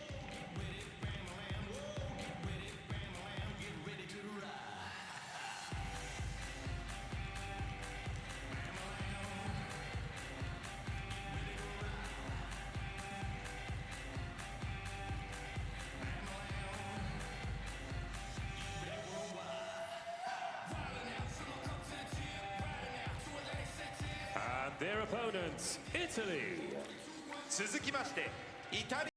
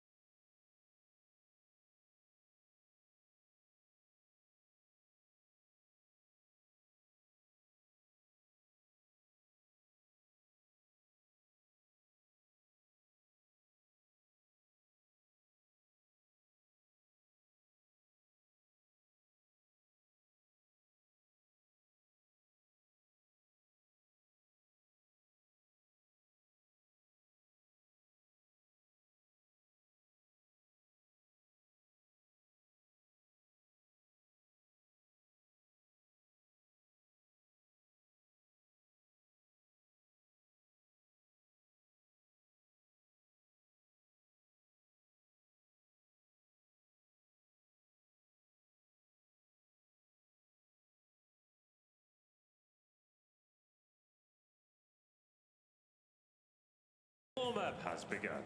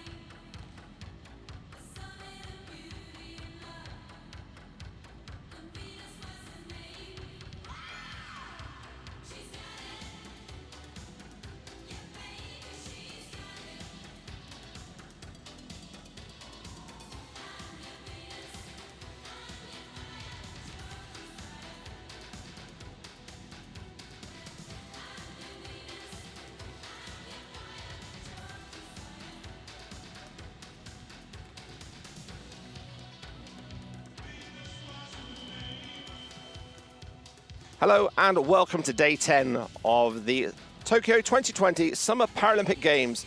You join us here at the Makuhari Messe Hall for the women's 5th and 6th classification match. This is Italy taking on the Russian Paralympic Committee team. We have got a cracking game coming for you your way. The top two teams in the European Championships in 2019 battling it out for a 5th and 6th place. Both of these two teams just missing out on semi-final action. So they are going to go head-to-head to see who will finish 5th and 6th here at the Tokyo 2020 Paralympic Games. The RPC all in red tops with the blue bottoms. A familiar lineup, a big swinging of Kurokova and Churikova will be some of the key attackers. So the top stats for the Russian team. Mendikova also getting high up on the attacking options, while Italy making their debut also in the Paralympic Games. Coming through with some strong attacks. Look out for Bossio, the number 5. As we welcome the two teams to court here. And we'll have the national anthems and we'll bring you the commentary of Italy against the RPC.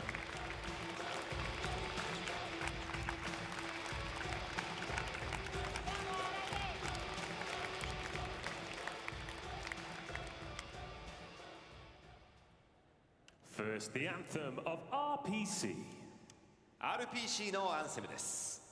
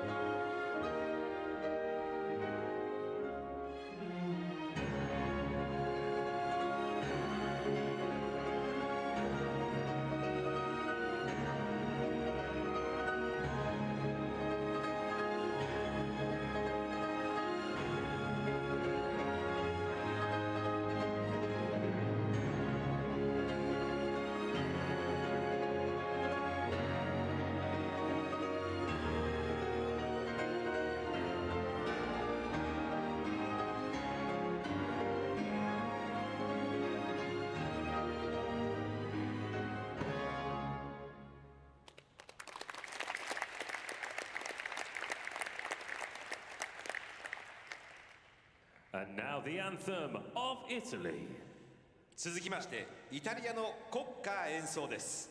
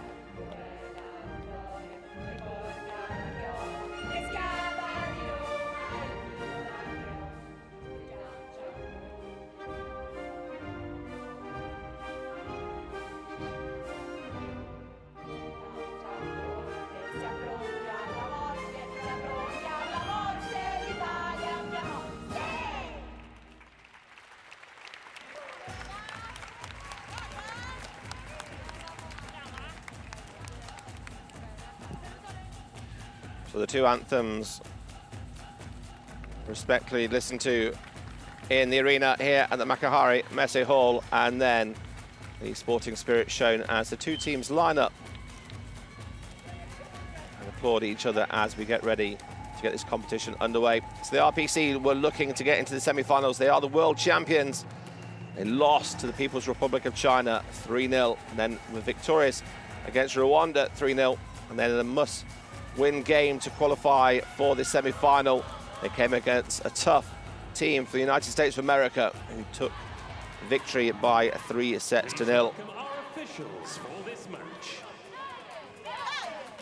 The Italian team also, their victory only coming the way of Japan 3-0, losing both their other two games by 3-1 against Canada and Brazil.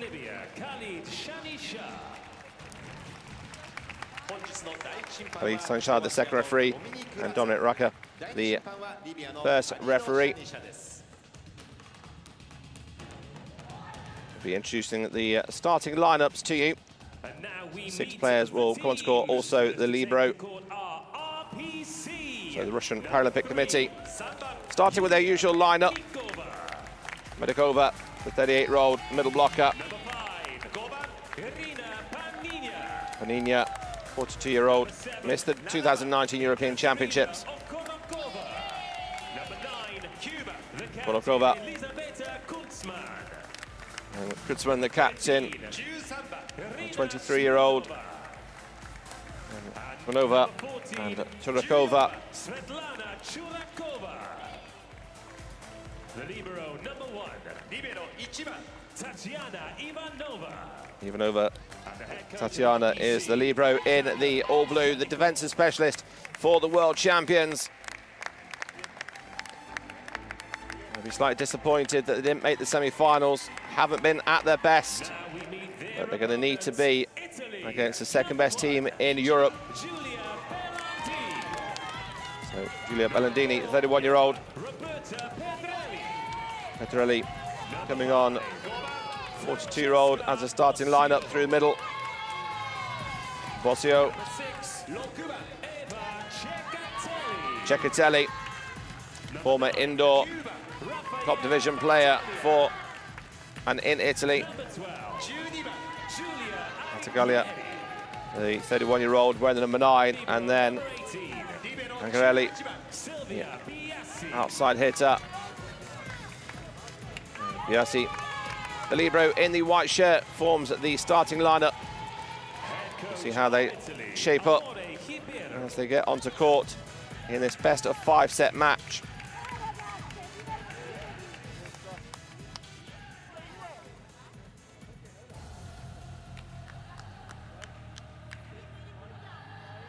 Landi for Italy will be on setting duties. Haringiri in the opposite position, so the setter will be starting at position 2 at the net. And she has just given the instructions. Now Italy now attack this big, strong team from the Russian Paralympic Committee. Huge blocking in the hands Mendikova and Okarokova. Here we get the game underway with the RPC taking on Italy in this women's classification match at the Tokyo 2020 Summer Paralympic Games, and it's the RPC in the red shirts who get the first point with an ace serve. It is 2 aces in a row for Italy. And Panina, the 42-year-old,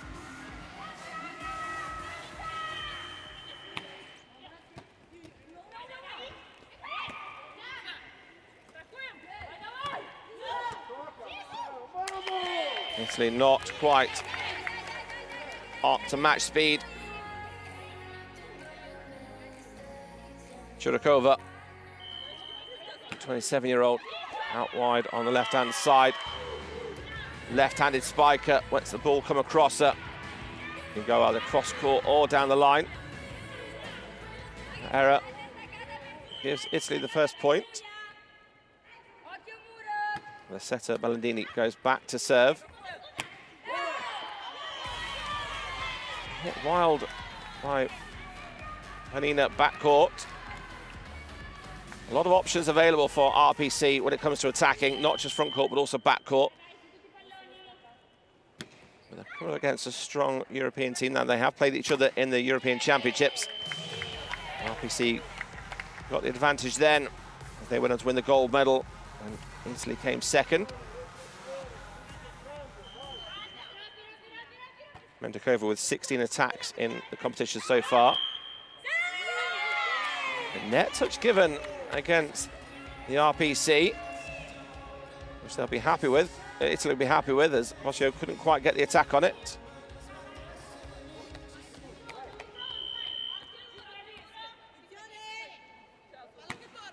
High topspin serve, and then that lovely angle.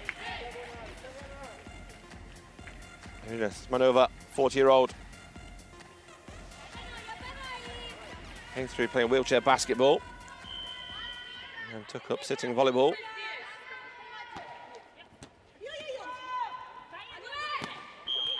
That's a big swing for Italy.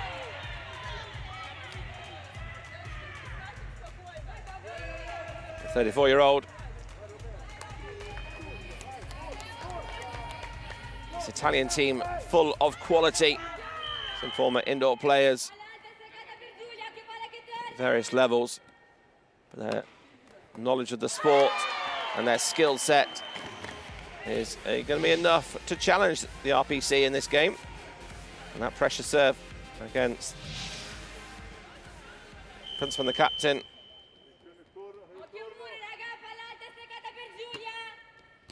Oh, that's a great serve down the line. But then it's picked up beautifully and put away by Okrakova. And Mendakova gets the attack. Not just dangerous on the block. When she's backcourt, she offers a lethal potential attacking option. But this time, it's the duo of Mendakova and Okrakova.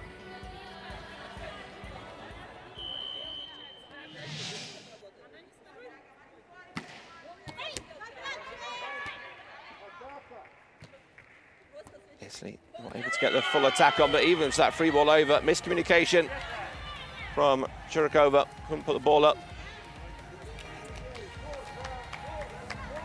Shrug of the shoulders as she moves off court and allows Ivanova to come on.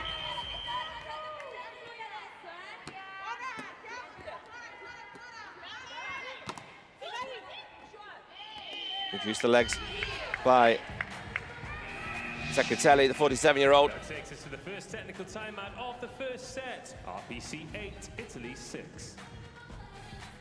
14 points gone. It's gone so fast. There's been a lot of aces, quick action, and that's what sitting volleyball is all about. If you are new, we'll bring you the differences to standing volleyball as when they happen in this short court, lower net. It's such a fast-paced game. The reaction time of these ladies is just incredible. We've got the two best teams in Europe fighting it out for 5th and 6th place. It shows you how tight this tournament has been, and these two teams both missed out on the final four spot.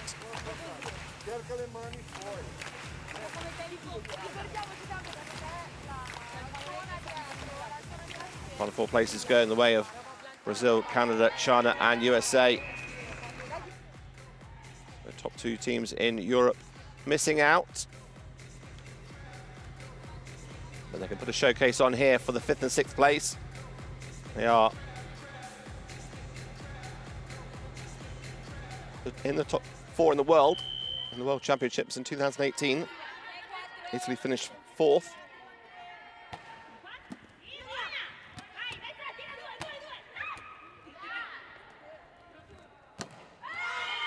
Swing from Panina.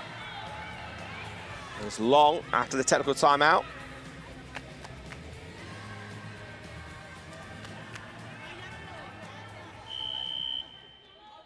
Attack it.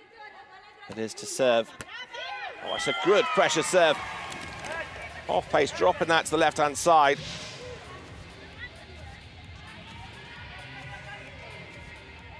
Spanova, full stretch to her right. The biggest difference is in Sitting Volleyball is you can block the serve. So it makes the game extra fast. Medikova again, another big backcourt attack for the tall number 3.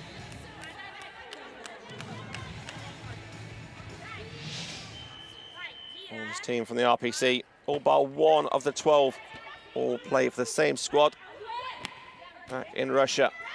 So they know each other really well. You see the battle at the net, won again by Medikova.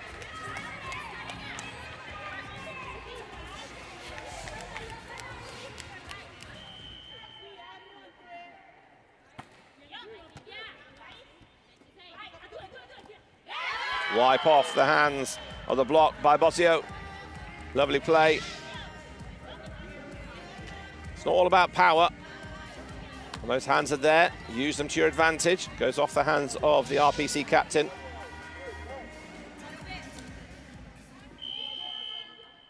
Secatelli back to serve. Has a condition with her hands, which is why she has those special pads on her hands. She was younger, played at a very high level in Italy. Great volleyball brain.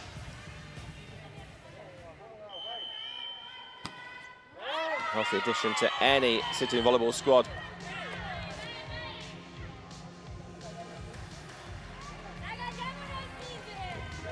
The libero comes on backcourt for Secatelli.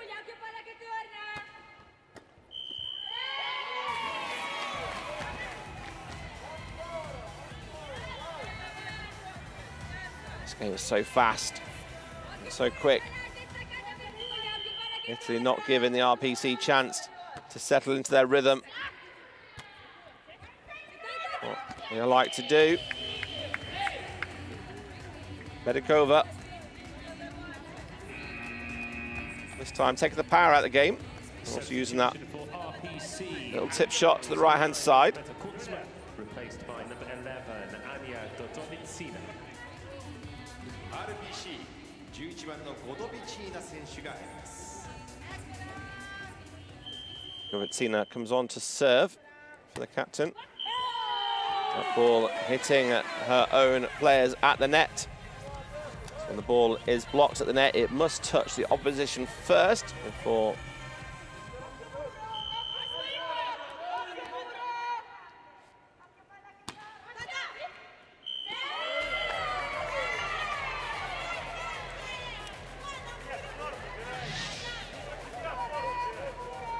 the block, but then double contact from Spanova. It wasn't all one action on the left hand and the right hand. The tip over and Churakova. Italy just looking the more assured here.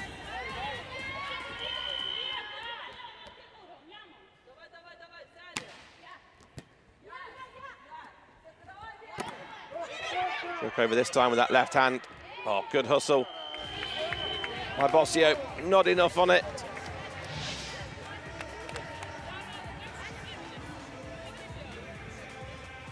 Strong front line coming in for the RPC now. Not only that, when you have Medikova backcourt attacking for you as well.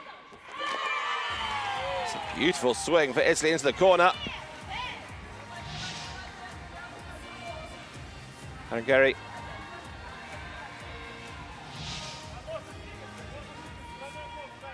This is the debut for both teams in the Paralympics. Italy have only had a team for a short amount of time. Secatelli there gets the first block. Massive block by Secatelli takes us to the second technical timeout. Italy lead RPC 16-13. 16-13, a 3-point advantage for the team from Italy. They've been a little bit more clinical with their attacks and added a little bit more pressure on the serve than what the RPC have done since those first two ace serves at the very, very beginning of this game.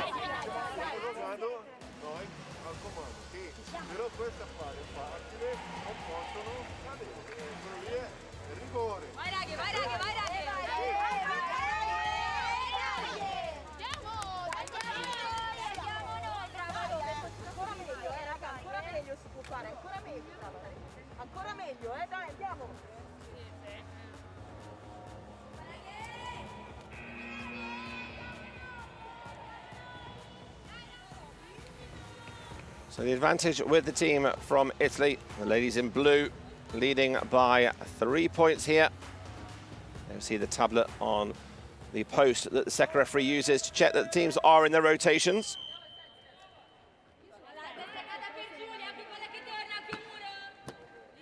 Good pressure serve.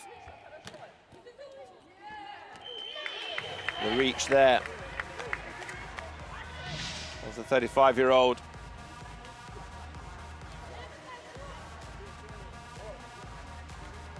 Over. Used to actually do para rowing before she got introduced to sitting volleyball. And then since then, she's never looked back.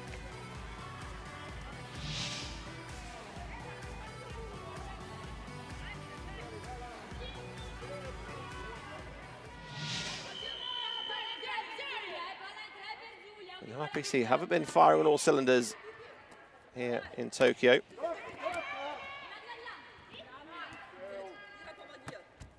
Italy just put them under a lot of pressure. Oh, that's great work by Belandi. One for the Setters Club there. Watches. Obvious what she was going to do as well, but saw the gap in her peripheral vision.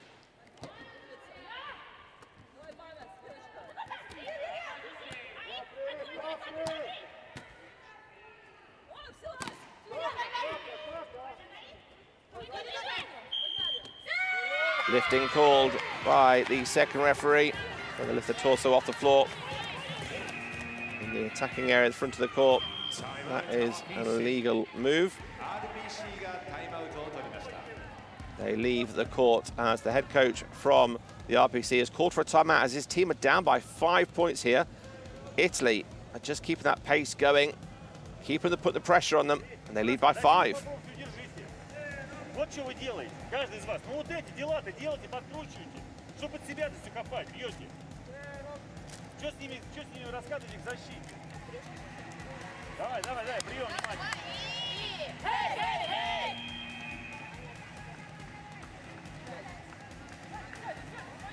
So each of the teams get 2 timeouts per set. There are obviously the technical timeouts also, which are when one team gets to 8 points and then one team gets to 16. Whoever gets there first, then it's an enforced timeout. But the coaches can choose 2 timeouts as well. And a free ball for Italy. Just drops in deep. Clever play by Cecatelli. Uses paddles as the pain in their hands is so severe.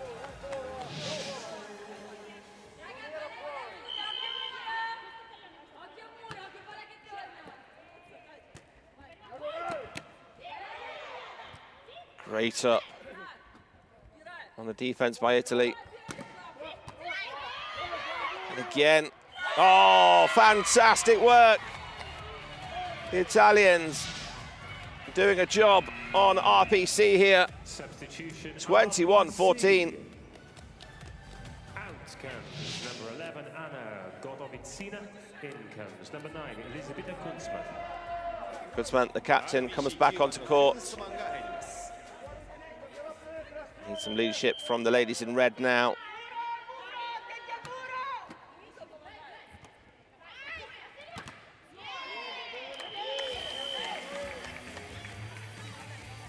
But it was needed.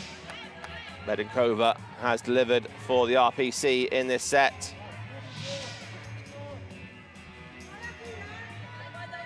Not everything can go through the number 3 all the time.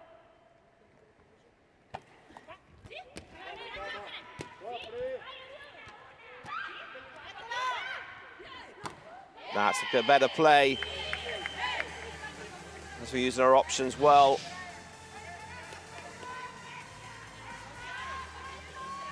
Krokova down the centre. When she gets that ball in the middle, choosing her options, where she goes, which way she swings.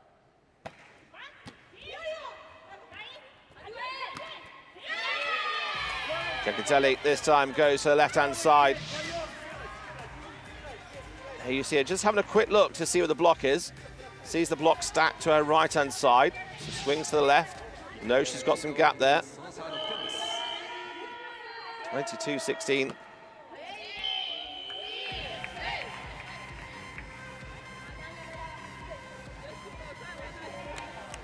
Natalia couldn't quite get the pressure on the serve like she got earlier on in this set. There's a joust at the net. The referee will call for a let, and it's a do-over. Play the point again. Different terminology and different slang used in sitting volleyball around the world. Oh, that's perfect placement. Giacotelli going deep. Expecting the ball to go a bit shorter. And Krokova onto a backward roll as she tries to generate that ball coming up. The experience there of the 47-year-old paying dividends as her figures are looking good for the Italian team. 23-17. The RPC almost got bullied out of their game leading up to this one against the USA. That was the one that was going to make or break who went through to the semi-finals. These are the world champions in red, the European champions.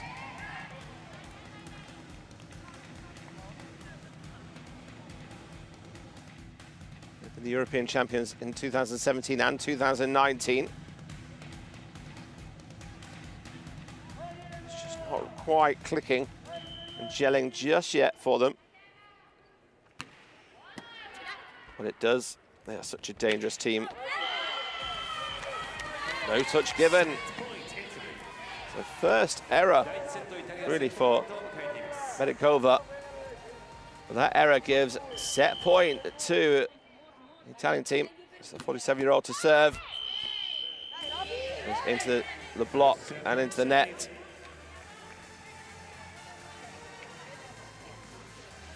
(18-24). It's a monumental task to get back into this first set. One side out needed for Italy.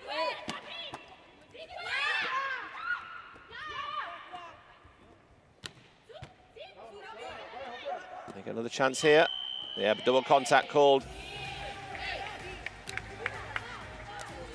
Pedrelli, not a clean set. See it. Into one hand, then the other hand first, so double contact called. She'll look to make amends with the swing. Great defense.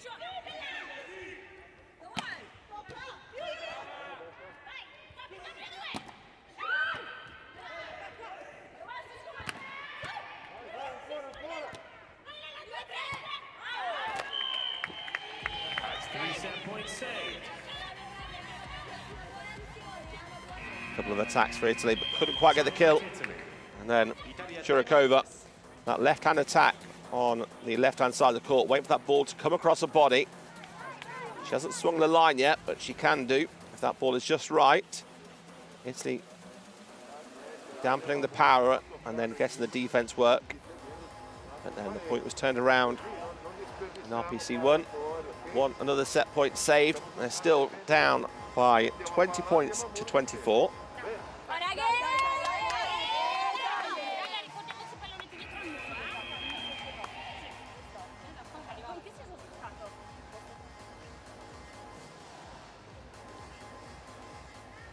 Error count for the RPC on 7 in this first set. Something they'll definitely want to improve going forward in the game. Still set point for Italy. One side out required. Put the pressure on backcourt.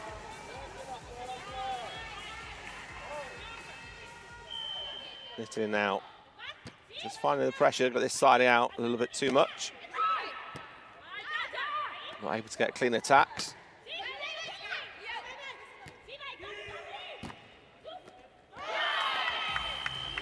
Blocked again, out wide on the left-hand side. Bolandi tries to go over quickly. 2 more points are saved for the RPC. Another timeout called for Italy, so he uses his second timeout. Rash decisions.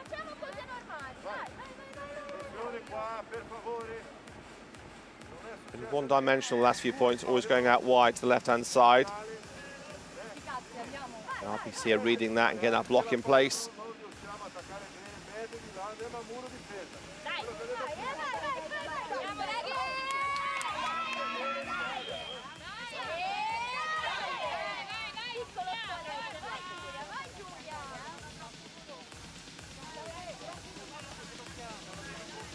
So the coaches have done their bits.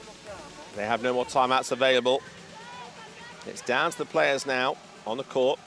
They get themselves settled at the net, jostling for position. In Sitting Volleyball, the feet can go under. The bottom of the net can be touched. It's the top of the net where the second referee is watching for. There it is. Eventually, it was coming. A little tip over. And the dig out of play by the Russian Paralympic Committee team. So the first set goes the way of Italy, 25-22. The RPC getting off to a blistering start with 2 aces back-to-back at the very start. Then Italy, once they got themselves into a pattern of play, just started to stretch and put the pressure on the RPC. Didn't get any chance to play, used good variety.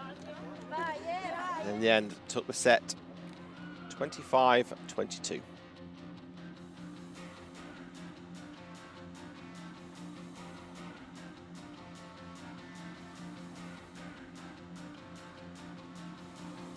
Shows how quick this game goes. Just 24 minutes for that set. RPC with a few more attacks, but then it's the digs from Italy when they've just recycled the ball up, got those attacks away. A couple of aces and blocks, cancelling each other out. RPC not at their full block capacity. They get the touch on the block, but not getting the kill points from the block. They'll be looking to see what they do here in the second set.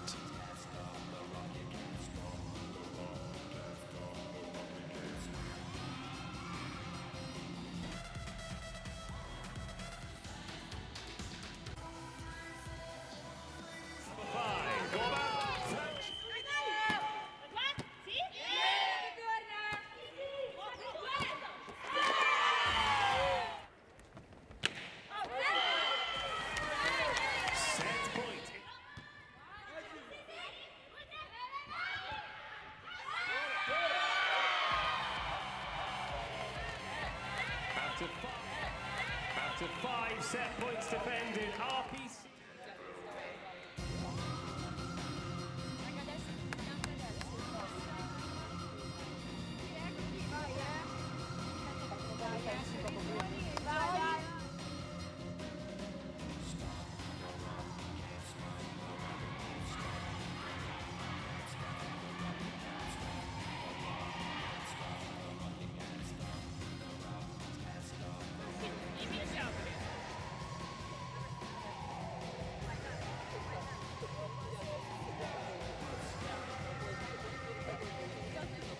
No changes to the two teams as they get ready for set number 2. Steely eyes. Osmanova looking down at her opposition from afar.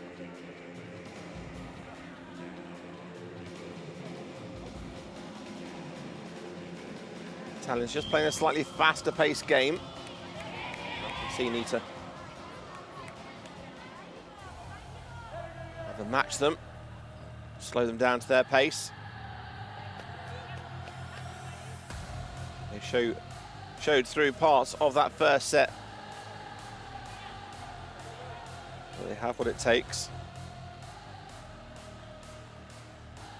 Can they do it consistently now for a whole set and level the game at 1 set all?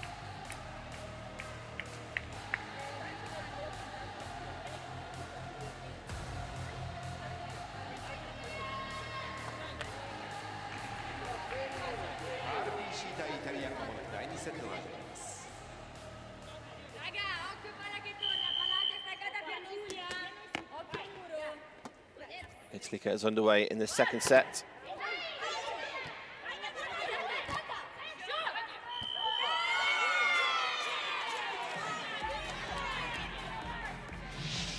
This time, it is a point to Italy to get us underway. They start off the first set with 2 ace serves against them. And they get the serve on their side.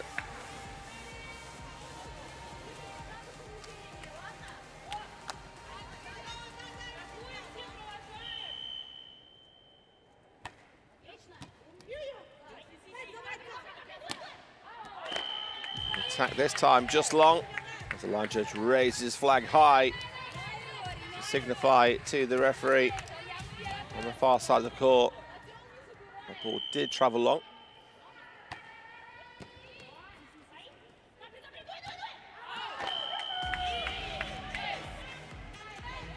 Three errors in a row from serve and attack. Give the RPC their points. They've not had to do any of the hard work yet. Points have been given to them.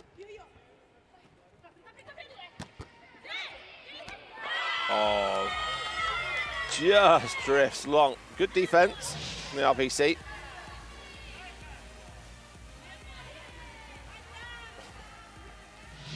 Both of them eyes on that ball as it sailed over their head from the defense of the captain from the RPC. Lovely set there by Kunzman into the centre.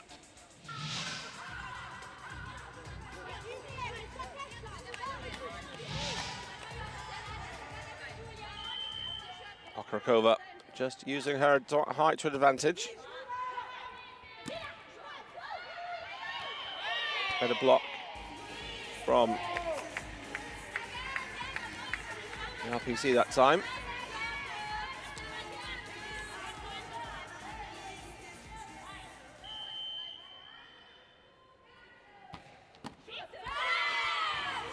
Great block at the net. So hard for the defenders to see where it's going. The advantage is on the attacking team. They get to read the serve early and also then position their hands in the right place. And if they need to angle it across, just turn their arms around.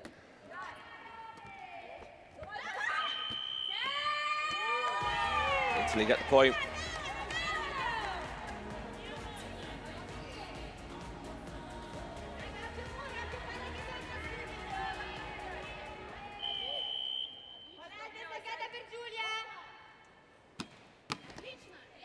This time RPC respond with a block of their own.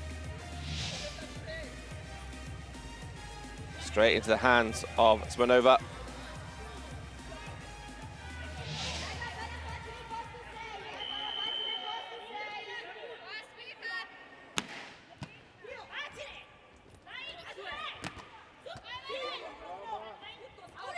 Second attempt for Cecchitelli, the 47-year-old.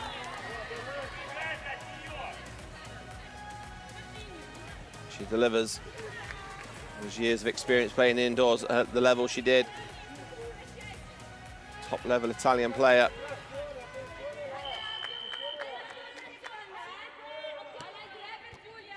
Oh, it's an ace serve down the right-hand side.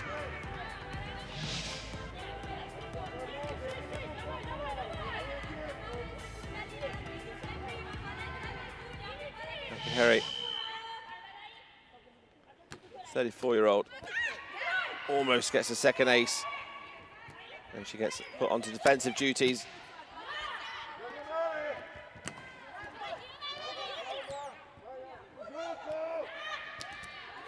Pop it in the centre for the RPC, and then they attack down the left-hand side. Panina.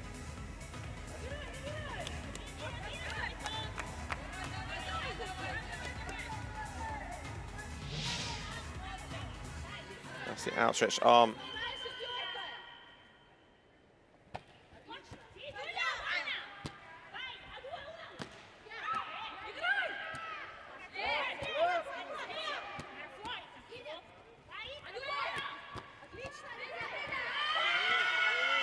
To me, to you, it goes for the RPC.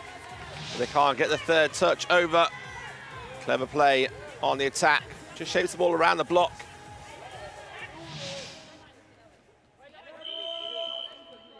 Vision and execution. Let's put it at the top of the stats board for the Italian team. First technical timeout of the second set. We go to the technical timeout. There's 1 point difference here, 8-7. 第2セット1回目のテクニカルタイムアウトです。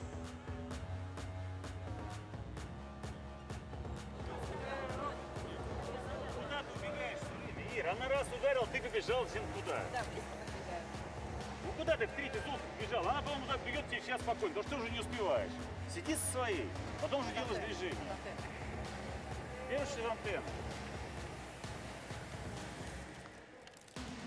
И на подаче, ну смотрите, где у них блок. Они вам оставляют коридор. Если у вас сложная подача, запускайте в этот коридор.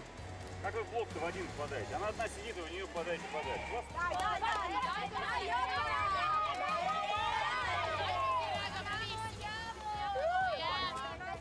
Here we go then, 8-7 in the second set. Italy leading, taking that first set, 25-22.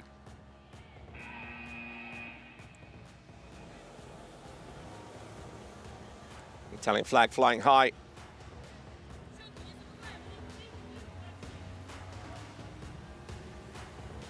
Seven out of 8 attacks for Medikova.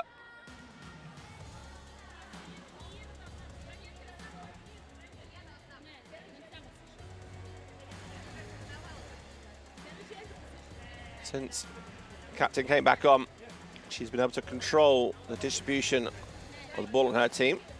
And just getting to the right rotations. That's what the tablet is on the post. Just so they get the right servers and everything in the right place. Last thing I want to do is give away any free points to the Italian team. Oh, she's there again on the right-hand side, picking her spot. She goes back to serve.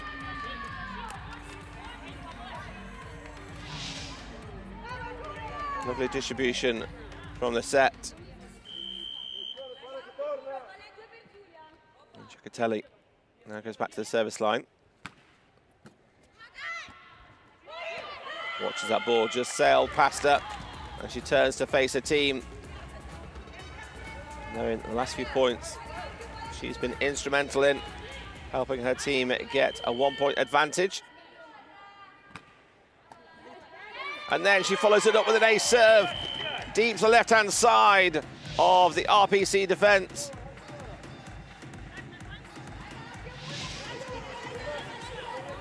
Ladies in blue here in the second set. A good run of points.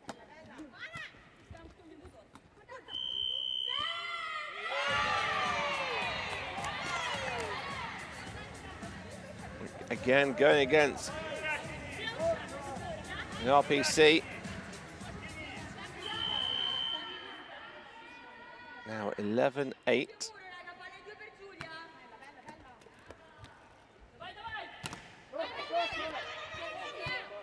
Good chase down.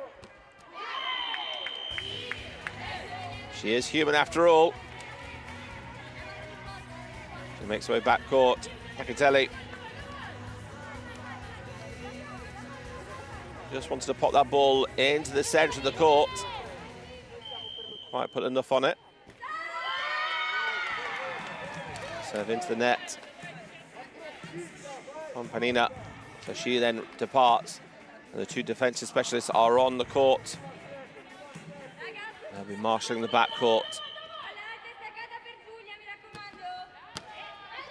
There's the overpass.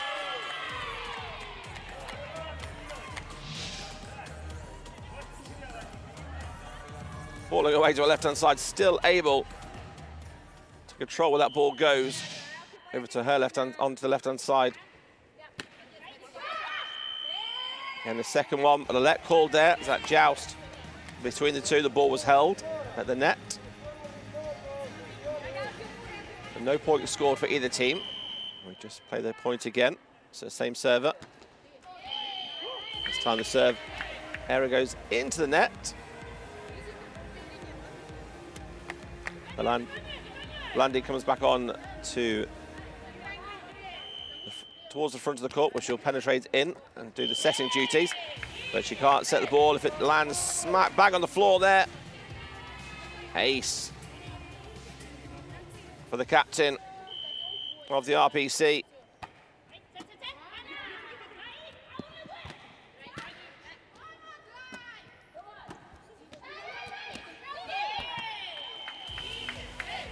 In the World Championships, Kunzman actually won the award for best server. Here she's shown why.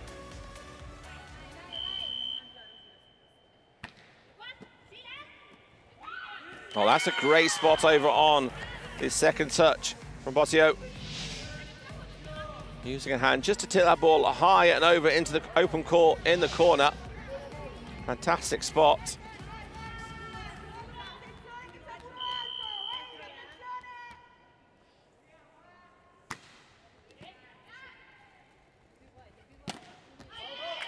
Off the block, point goes to the RPC.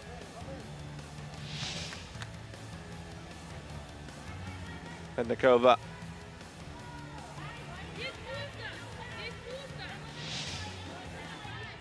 Key players in keeping the RPC in the second set. Only down by 1 point. But now they're level, 14 all.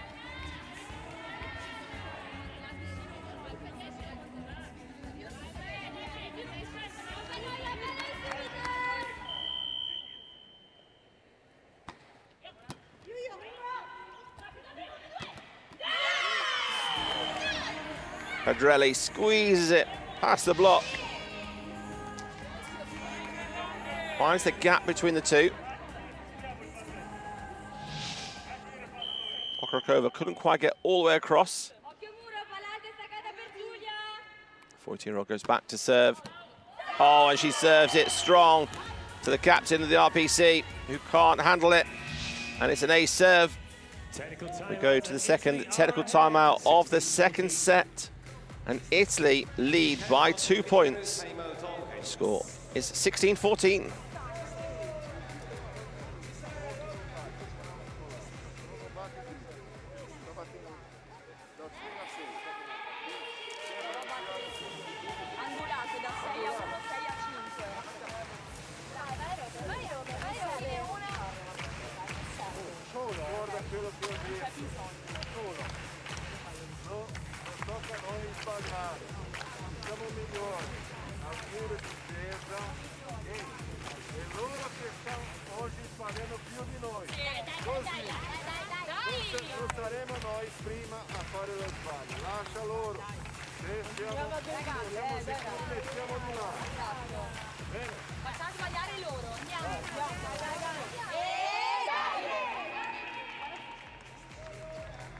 Words of wisdom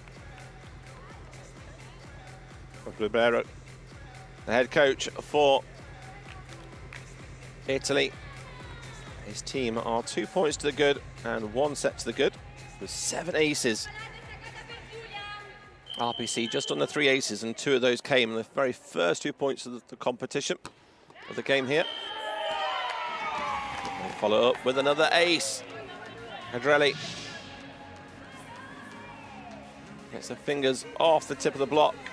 And that then takes it out of reach for the defensive line.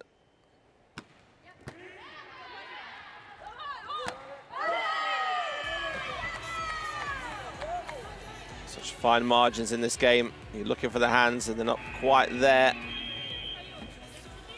Timeout RPC. So RPC being called off court again. The coach only spoke to them 2 points ago. At 16-14, And then it's been some pressure serves from Italy. That's been asking them questions.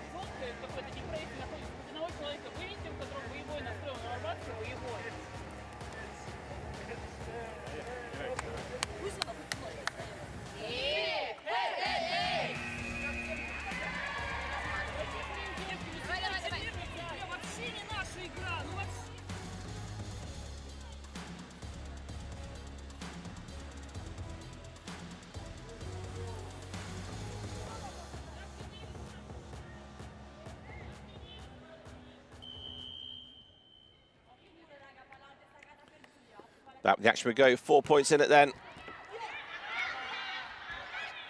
Almost the perfect response.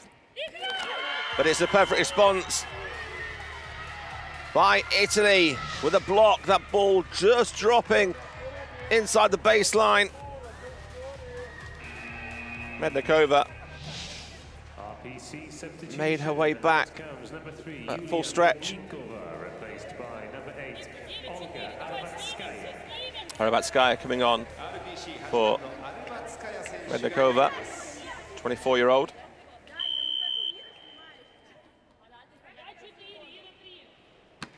A player who's played a lot of standing and indoor volleyball. Chased down by the RPC. Here's the opportunity for Italy. And it's lifting called against the RPC block. It's another point the way of the Italians.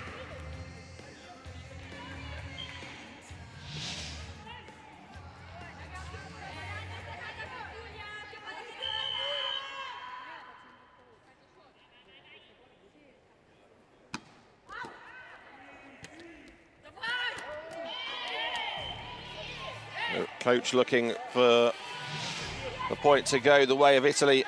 Shirokova had that ball tight on the net. Telly also looking to the coach about that. The referee happy. Saver coming on now.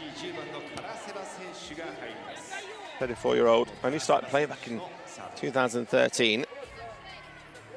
Now part of the same team as the rest. COP Moscom Sport. Oh, it's an ace serve. As the introductions come to court time. Left hand angle, right to left across the court.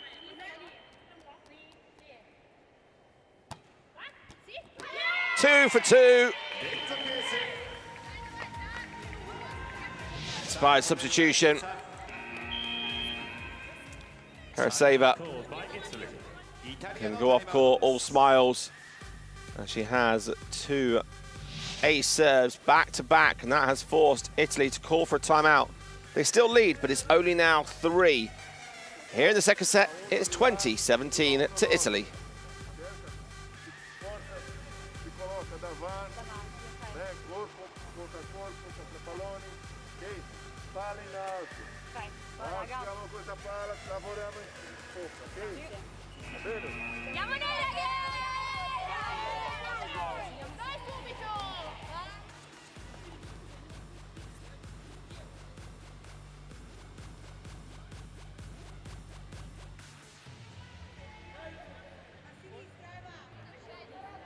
So while momentum was on the side of Italy, Russian coach calling the timeouts now. Had 2 aces from 2. Just looking for the perfect response. They can't get it. The fight back is on from the RPC. You don't become world champions, European champions, without a little bit of grit and determination and a little bit of fight in you.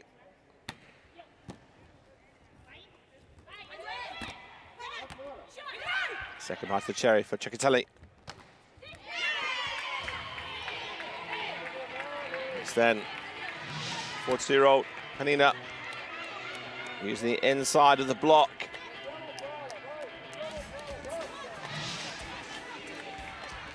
They clawed it back to 1 point difference now.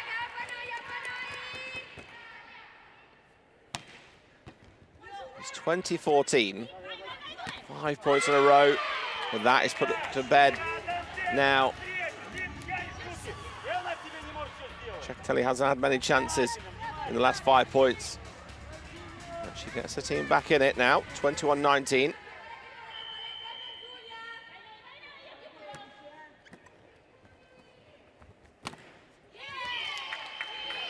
RPC just started to find their form. Haven't seen it all the time, and the consistency in their quality of what they can play and how they can play. Just getting little glimpses. Now need to string enough points together.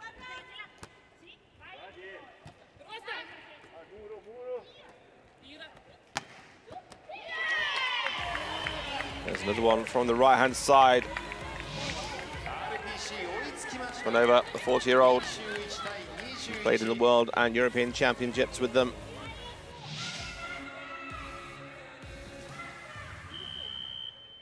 They set themselves supremely high standards. The ball so tight to the net for the blocker. It was easy pickings. And then at will.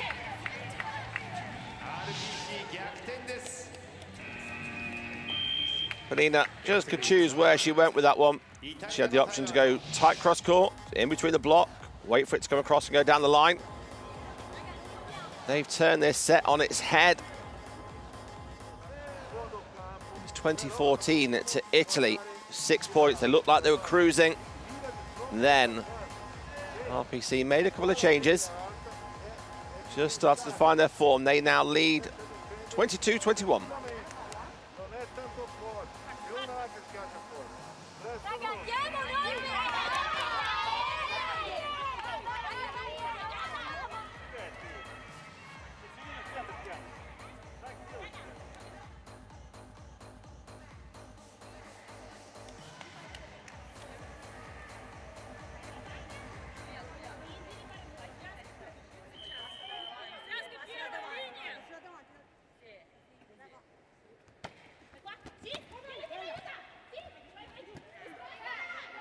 Italy scrambling, given the opportunity.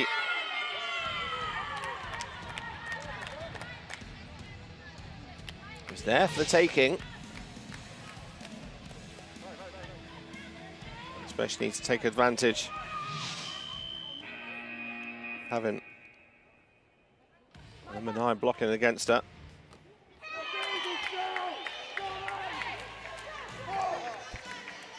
Italian coach not happy with the process of what the ladies are doing at the moment. Substitution Italy.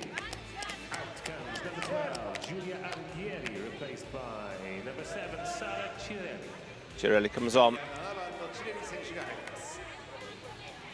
And he played a small part in the competition so far. But she has. She's got 14 attacks and 7 blocks in the competition when she's played.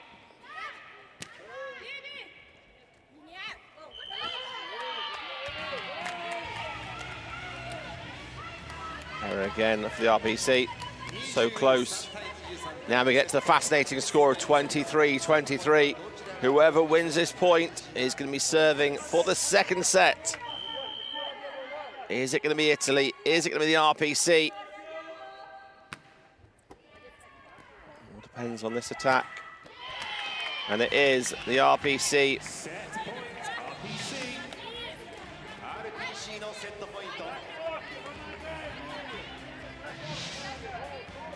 Habatskia. Her first attack, she come around to the front court, set point. And what a set it'll be if they can win this one.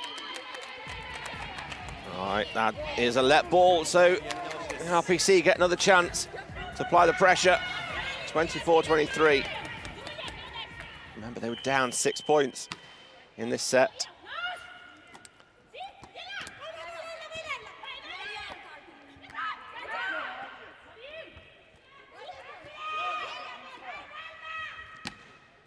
Oh, the hit is long. The errors kept coming for Italy, and RPC have turned this second set around. They were down by 20 points to 14.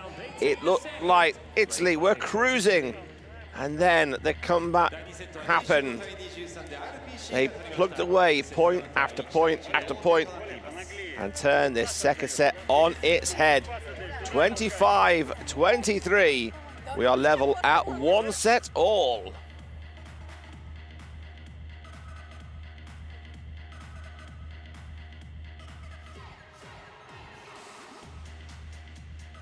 This is what we mean. We talk about the determination, the motivation and the drive for these two teams. Here are the stats for the second set. 12 from 23 compared to 9 from 28. Italy did have a better run of serves. Pretty steady on the blocks, but it was such a different set. Early part and the middle part all led by Italy.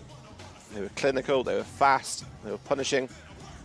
And then RPC just dropped it into another gear and just cruised past them, taking the set 25-23.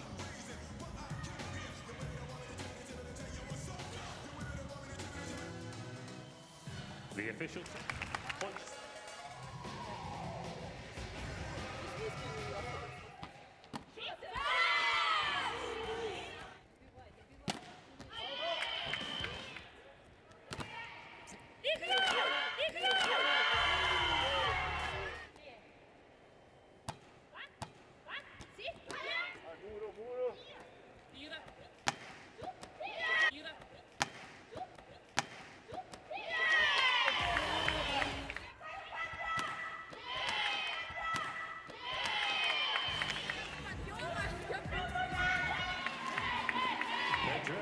swings long.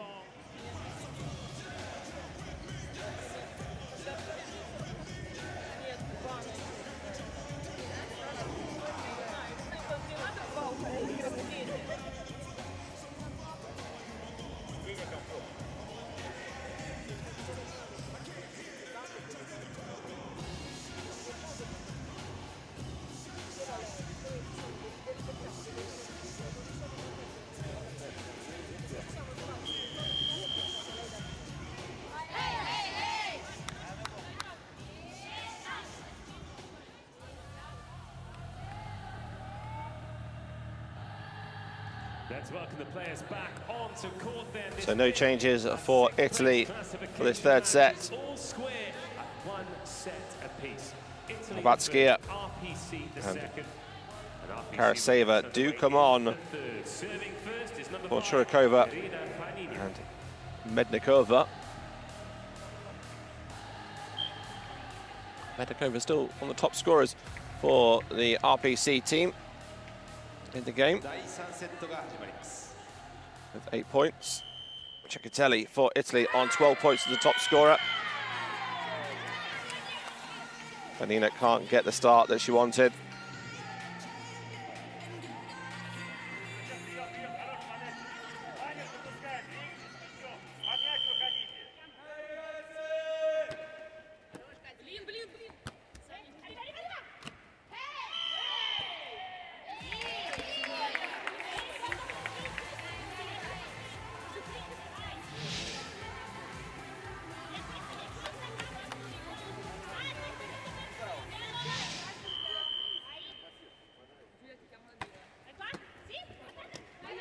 Pressure on the serve. Bullied at the net. Strong by Batskia. Former indoor player. Strong at the net. Read the ball well. It's across. Can't get it across enough. And Predrelli swings cross court. There's only one blocker. She finds it the gap through the hands. Osmanova, she's reaching so far wide to cover the line attack.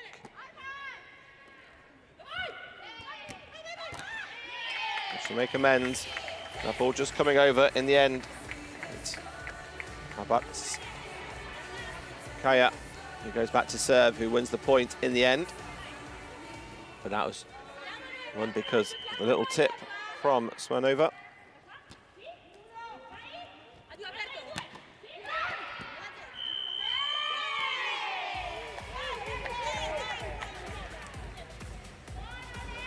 Point goes against the RPC. Lifting.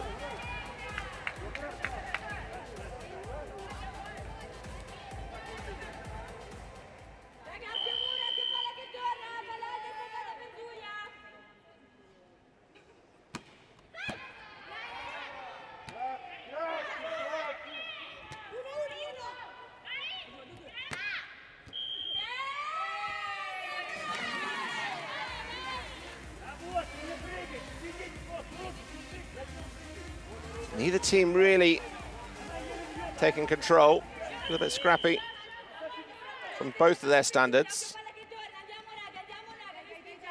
Two of the top 4 teams in the world. Nice line shot. That top spin, just dropping the ball in from Okarokova.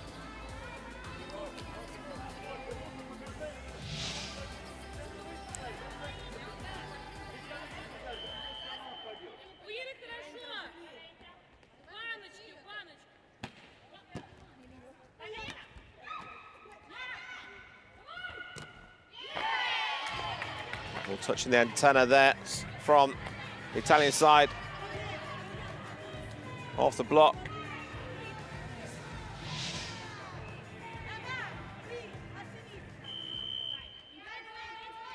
So off the right hand of Battaglia. Pumped out wide.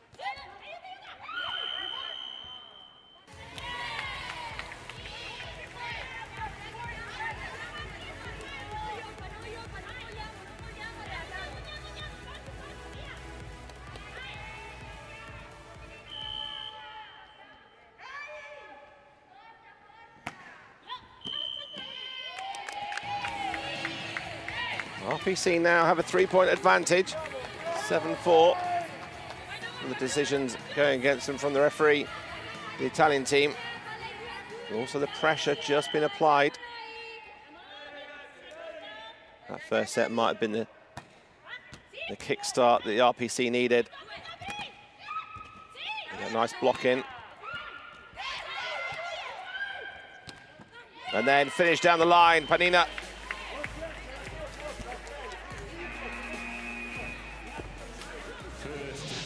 Timeout of the third set. For the third set in a row, RPC lead, but this time it's 8-4.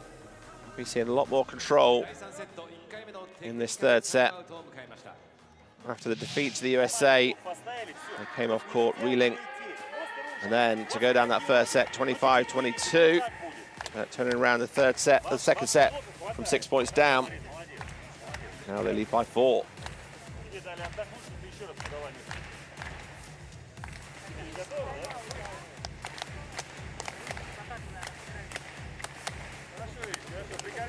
Прикорми их по линии, потом они же смещаться у тебя. Там уже можешь ход переводить.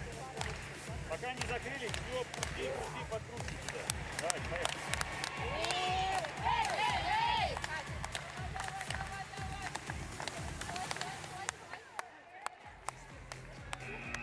The RPC all set to go. They'd have been happy staying on the court the way they're playing, the way the points are going.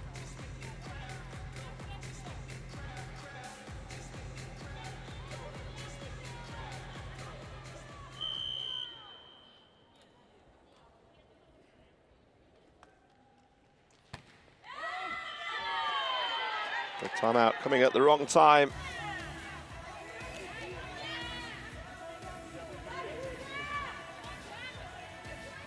Saver on the service line.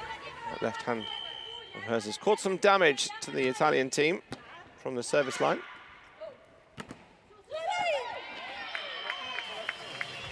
Nice tight angle. Panina always aiming to go over the block, cross court, gets the deflection, just drops down.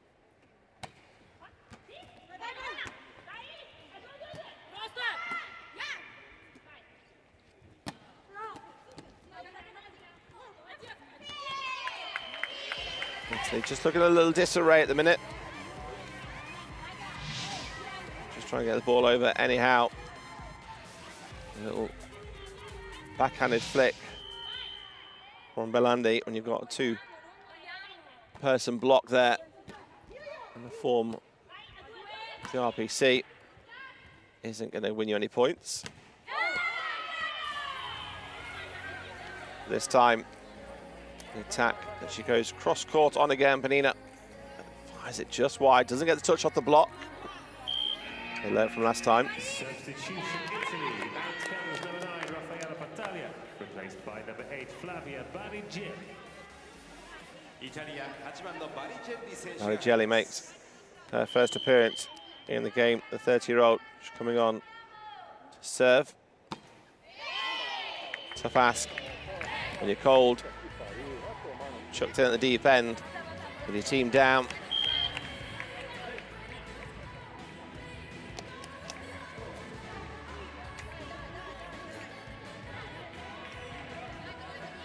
Taglia was back on.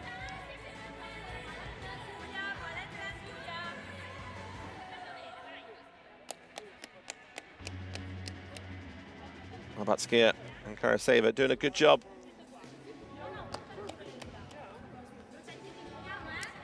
For RPC since they've come on. Helped turn around the second set and helped drive. Held ball from Italy. And the balls, especially when the ball's tied to the net, if it drops down, they hold it on too long, they have to lift it up. It means their hands on the ball for too long. The referee shows the lift signal, held ball. RPC now leading by 6 points.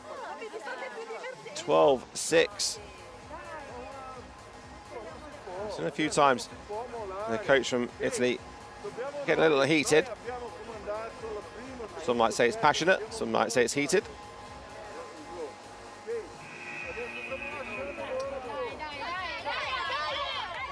This hasn't gone the way you asked.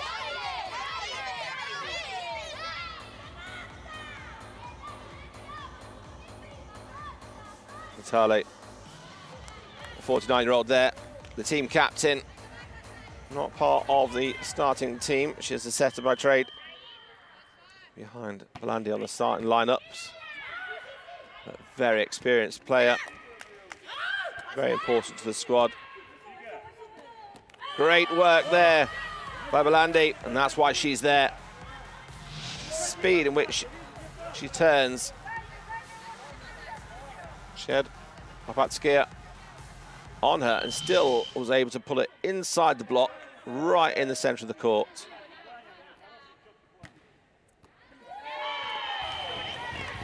He serve again. Cecatelli. She continues her good run of form from the service line.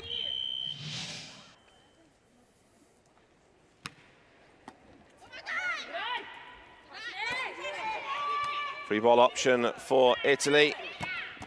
And they take advantage. Oh, it's a great block. Pedrelli. The eyes were on the ball from Penina. Hadn't seen Pedrelli just put the hands right in the shoulder line of Penina.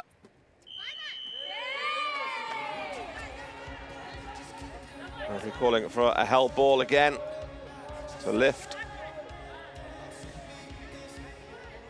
Cecatelli just assessing her options.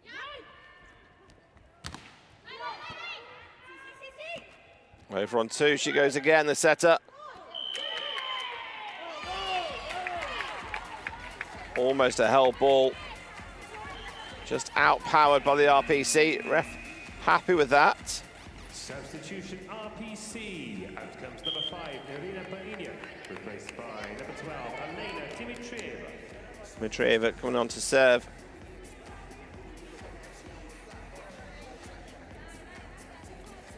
The only member who doesn't play for COP Moscom Sport. She plays for Yakutia. All 11 others, all of the same squad.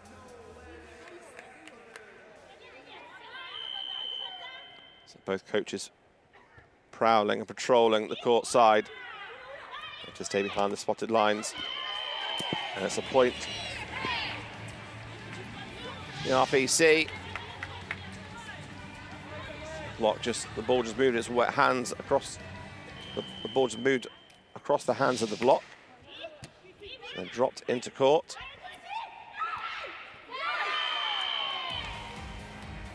Still tipped to the right hand side.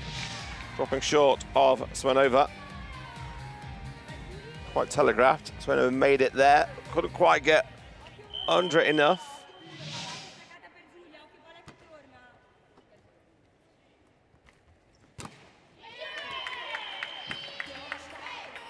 We're just settling the nerves of the team from the RPC now. Once they get that ball in, the playing system, they've got all the options available. They're showing why they are the world champions.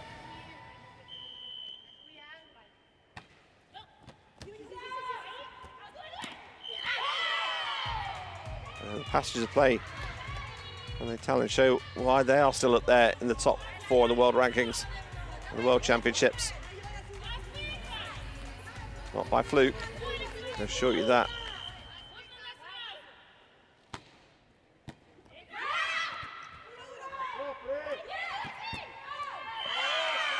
And that's a great swing through the centre. Lets the ball come across her body. Down the side of the block on the inside.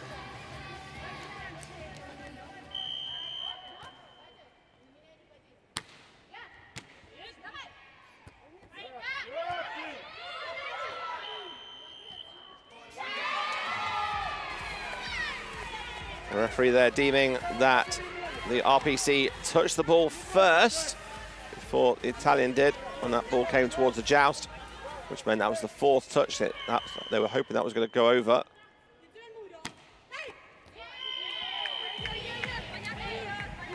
Batskia makes sure that nothing comes past her there. Reached the second technical timeout of the 3rd set, and RPC have maintained their lead, 16-14. So close to leveling the game. There's still only a 2-point gap now. They've clawed it back. RPC just been asked a few more questions now.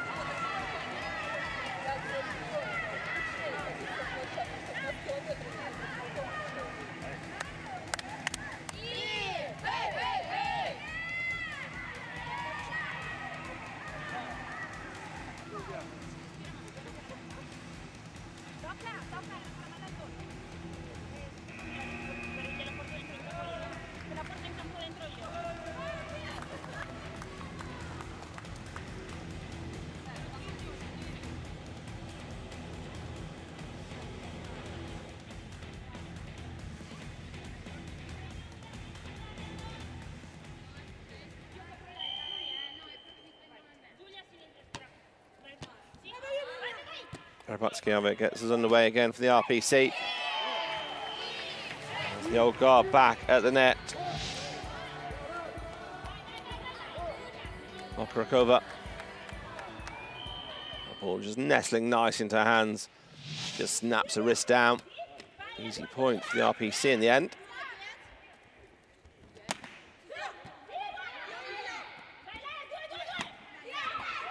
Great defense. But then confusion in the ranks. Ivanova did such a good job to get that first ball up. And then it just sailed wide. Nobody taking responsibility on that 3rd ball.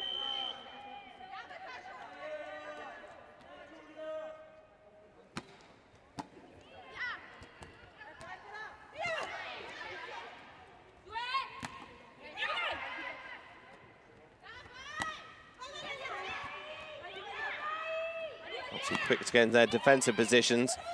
Their transition from defense to attack and the way around.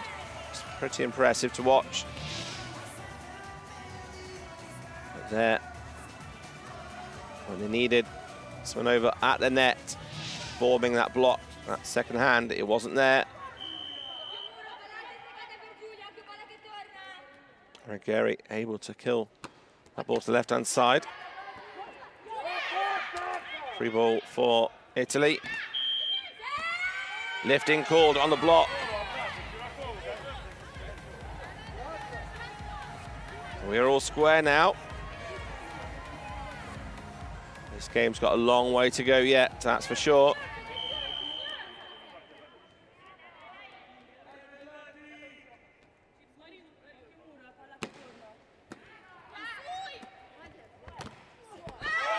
The block is given out.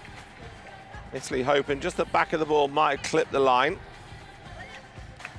No such luck.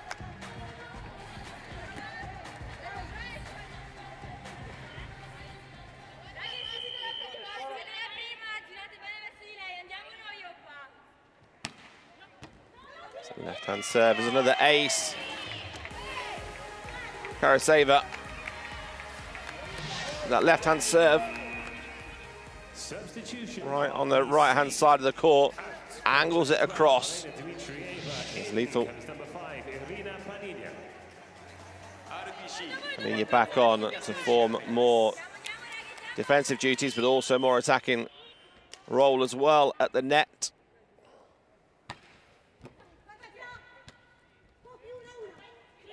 There's a couple of serves that Italy are really struggling with. That is why she has just come back on, Panina. I mentioned earlier she hadn't swung down the line yet.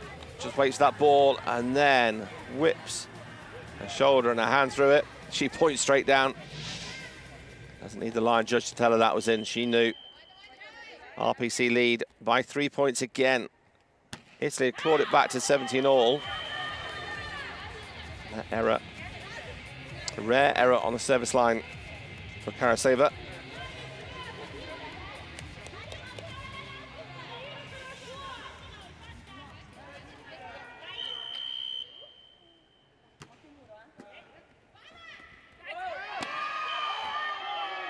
Screams the Italian bench there on the set of Panina, how that wasn't given as a double touch. We saw the ball come spinning out of the hands. The referee happy with it. That's the one that counts. It's his decision and his interpretation. Panina continues her good run since she's come back on. Another kill and another assist to it. 21-19.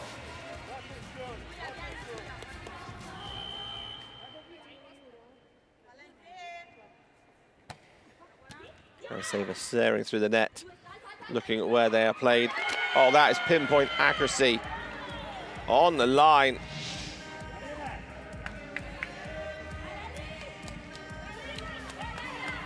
Couldn't ask for more. So simple, but it looks so good when it's right.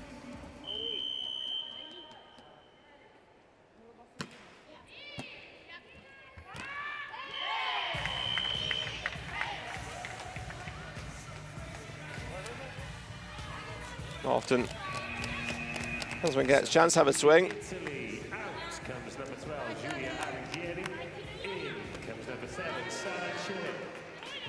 Girelli comes on.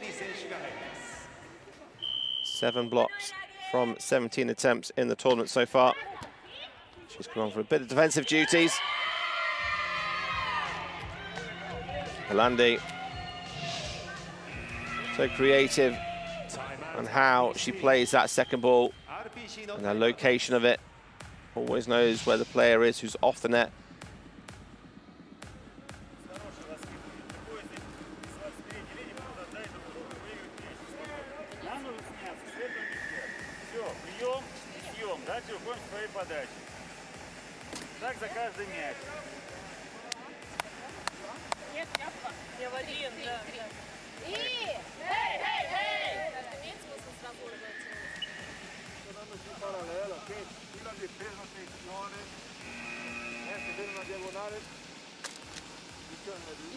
It's a 1 point game here in the Makahari Messe Hall for this 5th and 6th classification match.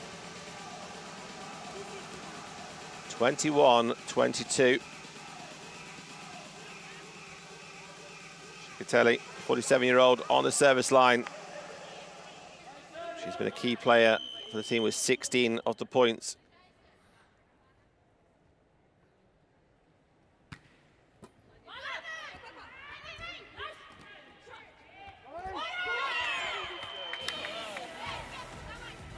Huntsman again at the net. This time a bit of blocking duties and then just pushing that ball across to the right-hand side. She finds the gap. That gives it back to a 2-point swing here, 23-21.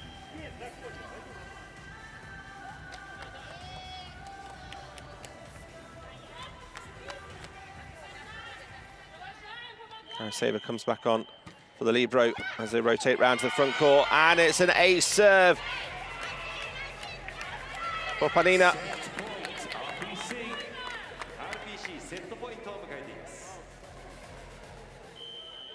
Panina's had a fantastic game as a top point scorer for the RPC.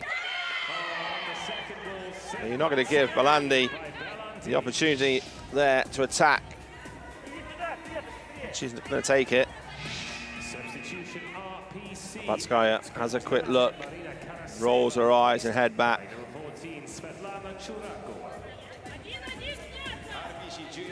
Shirokova comes back on for Karaseva, who's done phenomenally well backcourt. It's her serves that have helped get the RPC into this set point position. One set point saved. Net touch against. A new player onto court again. Shirokova, 23-24. Still set point to the RPC. All they need to do is side out. Or not worry about that whatsoever. A rare error on the service lines from Balandi. 25-23. Advantage now is swaying towards the team from the RPC. The Russian Paralympic Committee, the world champions, the European champions, who beat Italy in that championship, have then closed out the last two sets, 25-23, 25-23, and now lead by 2-1 in this battle of the 5th and 6th place. If this is the standard of what the 5th and 6th place looks like, just imagine how good the semi-finals and the finals will be. Even keel on the attacks, but the RPC just started to get a bit more control on the blocks and a little bit more from the service line. It was the duo of Panina and Karaseva, who we could call her Karaseva, with the way she's pulled her team back into that third set. 25-23, it closed out, and the RPC lead by 2-1.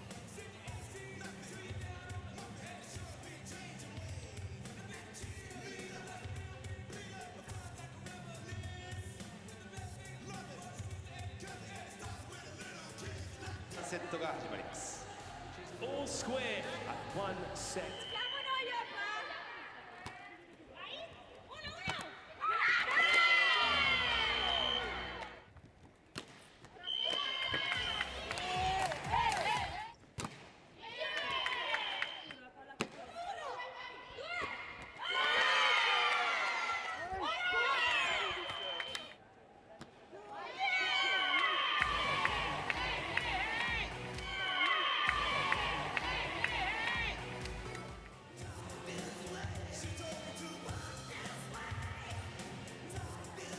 So just the one change to the lineup, so it lines up as they finished, with Shirokova back on for Karaseva. No changes for the Italian head coach. Happy with the 6 he's putting out as his strongest lineup.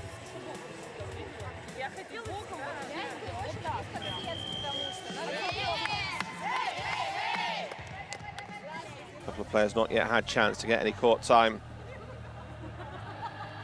15 Vitali and Passato.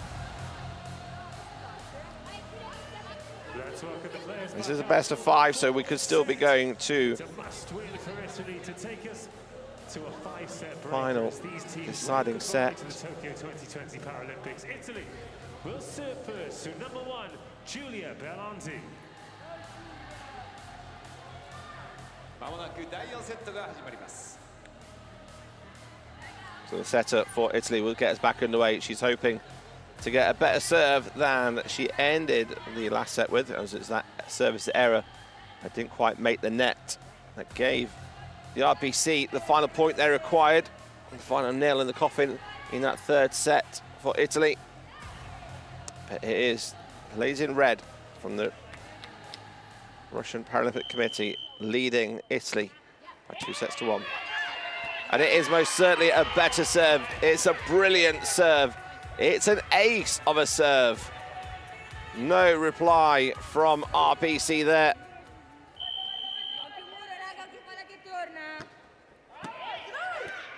She's been lethal with that left hand, both at the net and at the service line.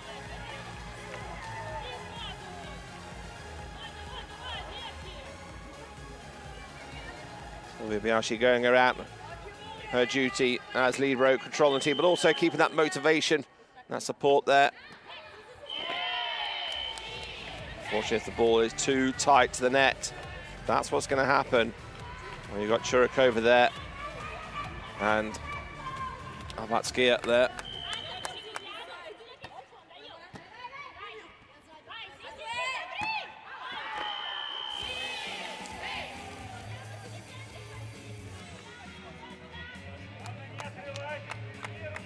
Adrelli with the error on the attack. Force that ball too wide. Snatched at it this time by Bossio.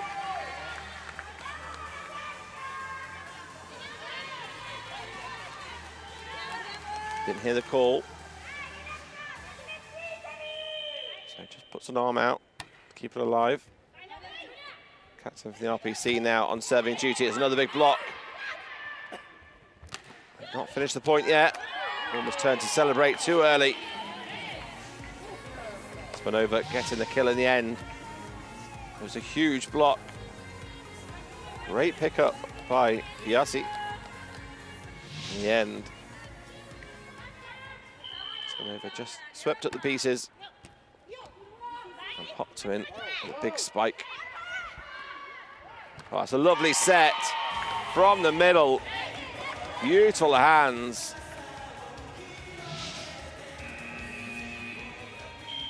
Easy option down the centre for Smanova. Timeout Italy. That's all made by Albatskaya on that set.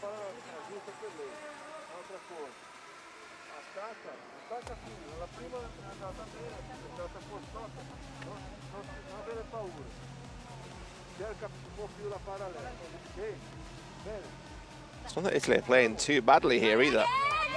RPC have just stepped it up a little bit, just applying that little bit of pressure. They know they've got to go for the shots, they've got to go for the serves. But what's done is done. And as they all know, more than anybody else, is they can only control what they can control. Everything else is how to accept. Can't change the past. What can they do differently? Well, that's a great start to that, and it's a monster block. Panageri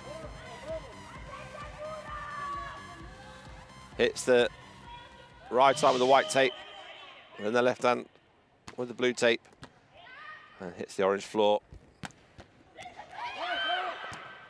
Oh, Biasic straight up. Great defense by Italy. Oh, they haven't won that back from there. Incredible.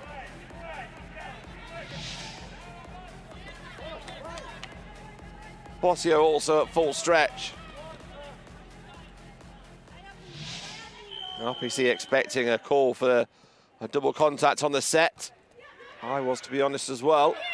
The referee's let a few go.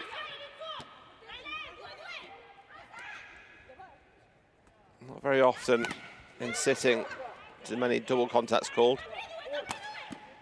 Such fast pace. Oh, nice one-handed set. And then a little tip down the line, just off power, changing it up.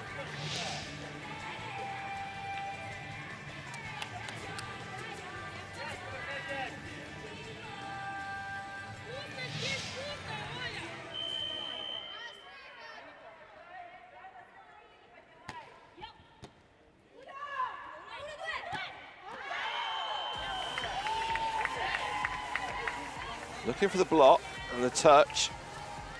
Shirokova just pulling out of it. RPC have a 3-point lead here in the fourth set. They lead by 2 sets to 1. Let's say they lead by 4, exactly the same as it was when they went into technical timeout in the third set. The score is 8-4 here. RPC, the ladies in red, are leading. Same as it was in the third. RPC 8, Italy 4. 第4セット1回目のテクニカルタイムアウトを迎えています。 Никаких подвижек уже не делаем. Все, руки зафиксируем, дальше играем за щит. Без приемов движений. Приемы все время движений. Вышли в атаку, вправо-влево. Посмотрите, где одна ручка. Через одну ручку играйте. Нападение. Говорите, даже подсказки друг другу. У тебя хорошо, ты можешь забить. Не опускайте в эти моменты. Вы пропускаете.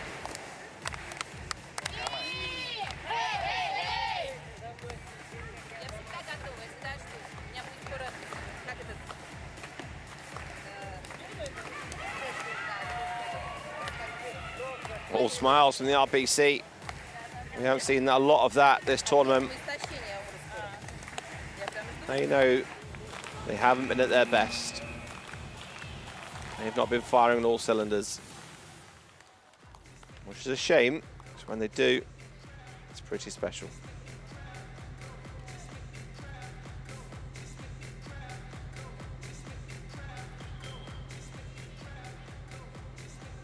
Just missing out on the 4 places in the semi-finals. Brazil, Canada, China, USA. Going head to head.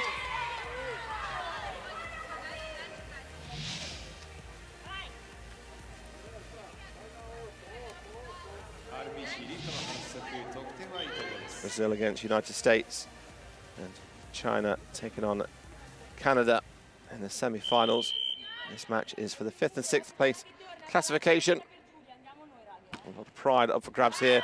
The top 2 teams in Europe going head to head. Currently, it is the world champions 2018 who just have the slight advantage. Karasieva coming on to serve. 4 aces since she came on.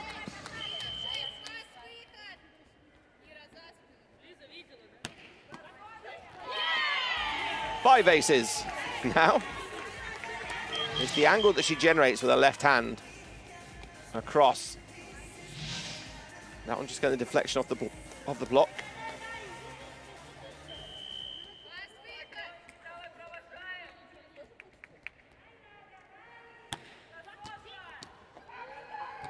Ace number 2 in a row.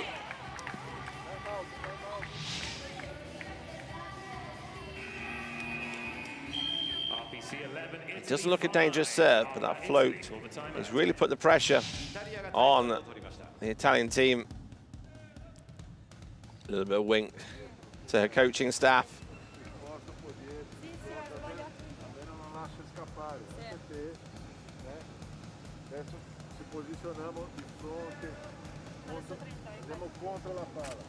Just making sure your body's behind the ball, your arms are behind the ball, so no swing.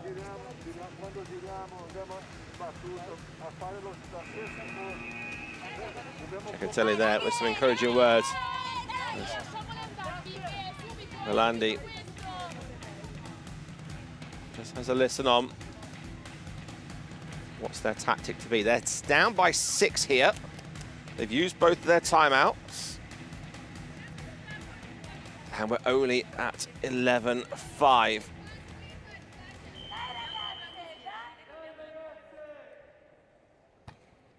Server again. This time a better receive. Not able to put enough on it to trouble the RPC.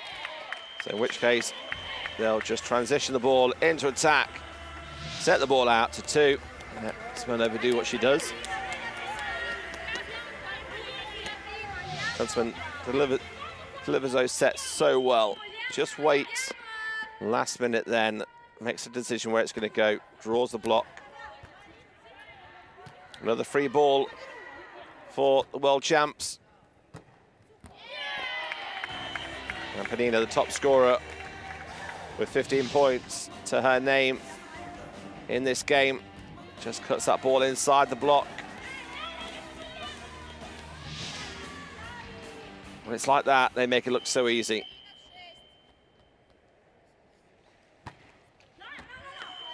Just slow.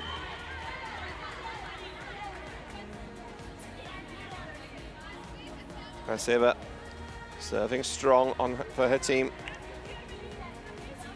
Will do defensive duties backcourt.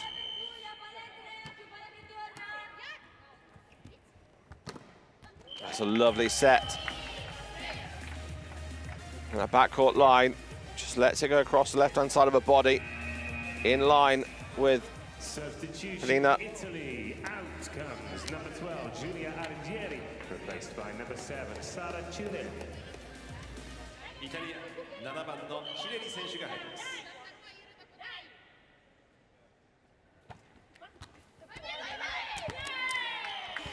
Ace serve again. RPC with a license to have a go at these serves. License to kill they've got on this service line. 14 aces. A little bit too much on it.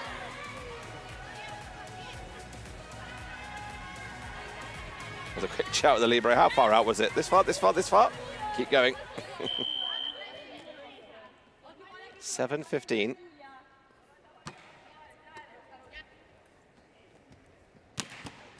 Wowzers. Huge spike. How about Skia? And that's taken us to the second technical time. Down the line, which is off the net in that backcourt position. She got so much of the court she can see. It's a fantastic swing.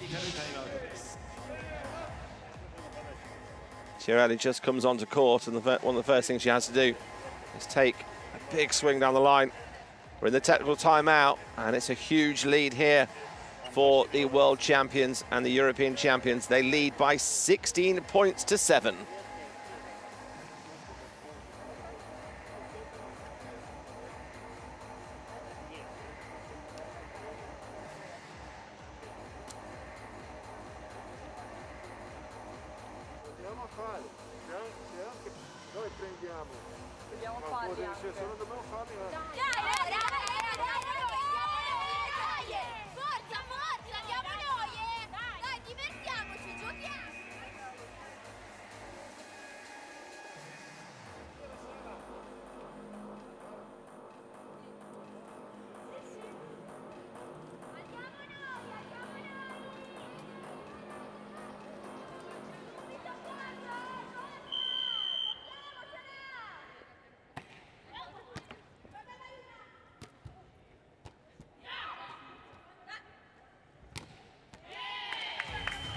That's a fantastic quick attack down the center.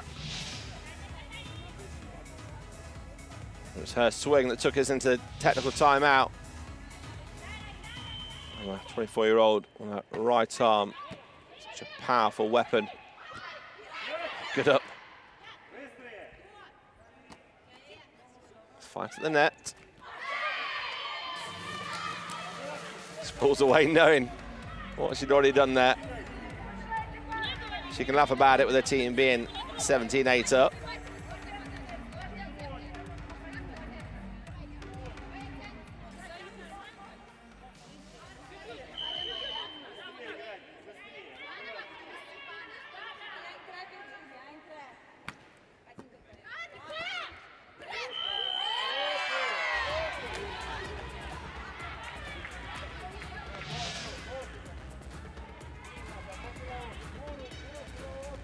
See the lift called and the ball rolling up the arm. Good pressure by the Italian team. They're just looking to claw her back, point after point. Oh, that's a nice line shot. Net touch given against the block from the RPC. It's a lovely swing down the line. Great pickup as well. Heading just pressing the top of that tape.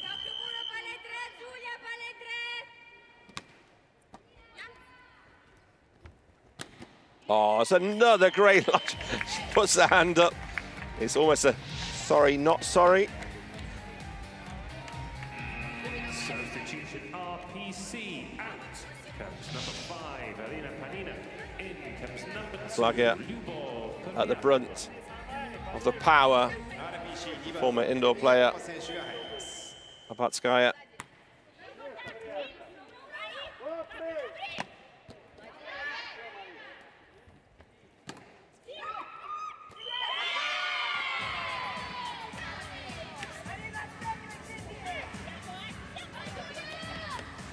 Abatskaya gets some court time on the serve. What goes against the RPC and handling. And then Italy come back with an ace serve. It is the on-court setter, Belandi.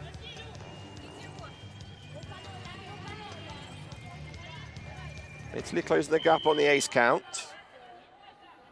There'll be more focus on closing the gap on the score here in the fourth set. Way we're past there.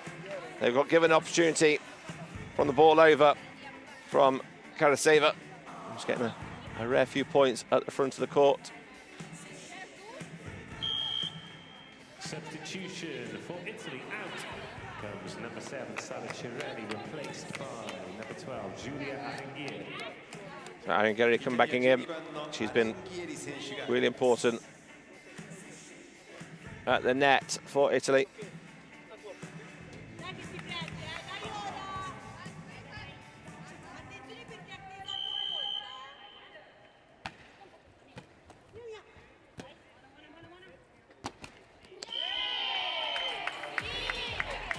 Adrelli just firing that into the tape. The gap is 8. Karaseva still on for Churikova at the net. Does a good job at the net. Smirnova has a chance to put it into the middle of the court. There's a huge hole there on the Italian defense after some hustle from the RPC. Yeah, we're looking at each other. Just going, mine, yours. Somebody needs to take it.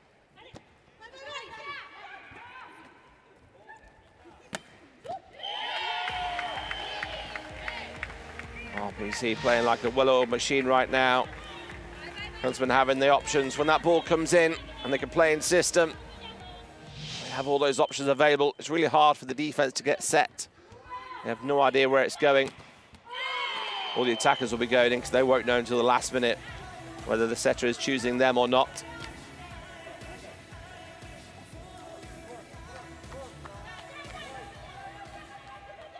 (13-22). Just 3 points required for the RPC to take the match and finish 5th here. But a long way from that. Churikova is a backcourt player, so couldn't lean any further forward or bring a torso further forward onto the line. So that would be a foul. So that was a little bit too far inside the front court.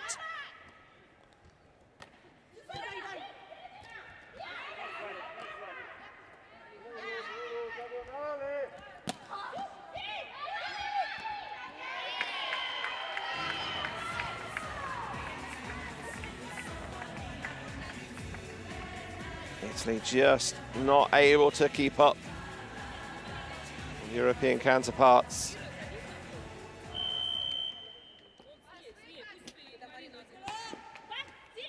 That's more pressure on the serve, and that just forces the error to come in for Italy. And 24-14, 10 match points. Abatskaya. It is with the responsibility to serve them to the end of the game. And the pressure on the serve, the ball goes out of play. And that brings us to a close of the game. That fourth set finishing 25-14. And the RPC, the Russian Paralympic Committee, are the 5th place team here in the Tokyo 2020 Summer Paralympic Games. Italy finish in 6th. Return to the Paralympics and finish 5th. Please show your appreciation for these two sides at the end of a great tournament. So good sporting spirit shown. It was played in good spirits. They played each other a few times. In the European Championships, it was the RPC that came out on top against Italy. But it's going to be all celebrations for the ladies in red. They turned that game around. They went and missed out in the first set, 25-22. Then 25-23, 25-23, and they were down by 6 points. And then closing that final set, just in control. As controlling as Gunsman was the captain on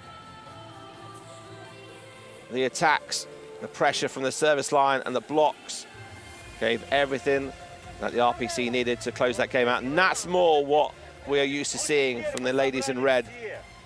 That's what we wanted to see in the pool stages. Otherwise, we might have seen them in the semi-finals. But it's not to be in this cycle here. We look at the match stats in total. It's 3-1 to the RPC. Better on the attacks, better on the blocks.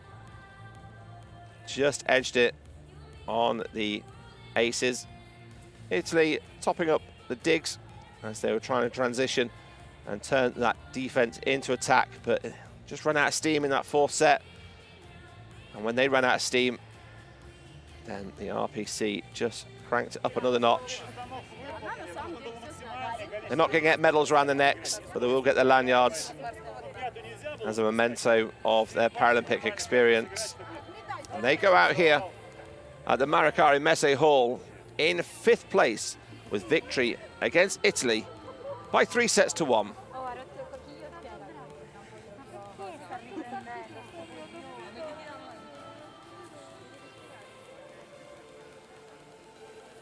The emotion is all too true for both teams.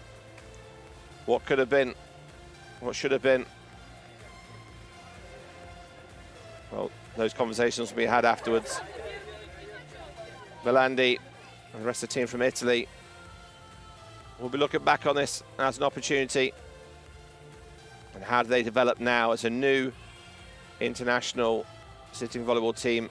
They're 4th in the world, they're the 2nd in Europe, and now they've come 6th in the Paralympic Games. Next step forward for the ladies in blue. And the RPC, well, they've shown the world what they're about, why they're the world champions today.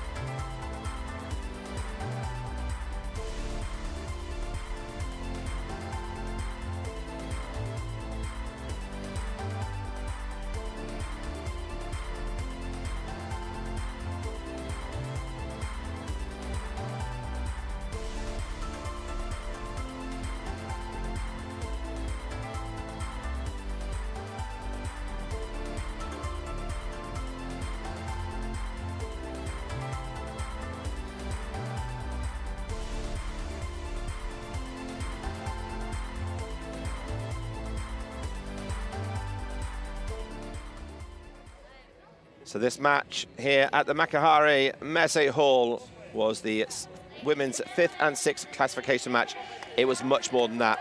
It was the two best teams in Europe going head-to-head again. It was the world champions and one of the newest international teams, showing the rest of the world what sitting volleyball is all about. Italy taking the first set 25-22, led by Balandi on the setting duties, but then RPC came back from 6 points down and took the next two sets 25-23, 25-23, and then when they needed to, the world champions showed what they were all about in that fourth set when they took the game 25-14, finishing fifth here in the Tokyo 2020 Paralympic Games. They are the RPC.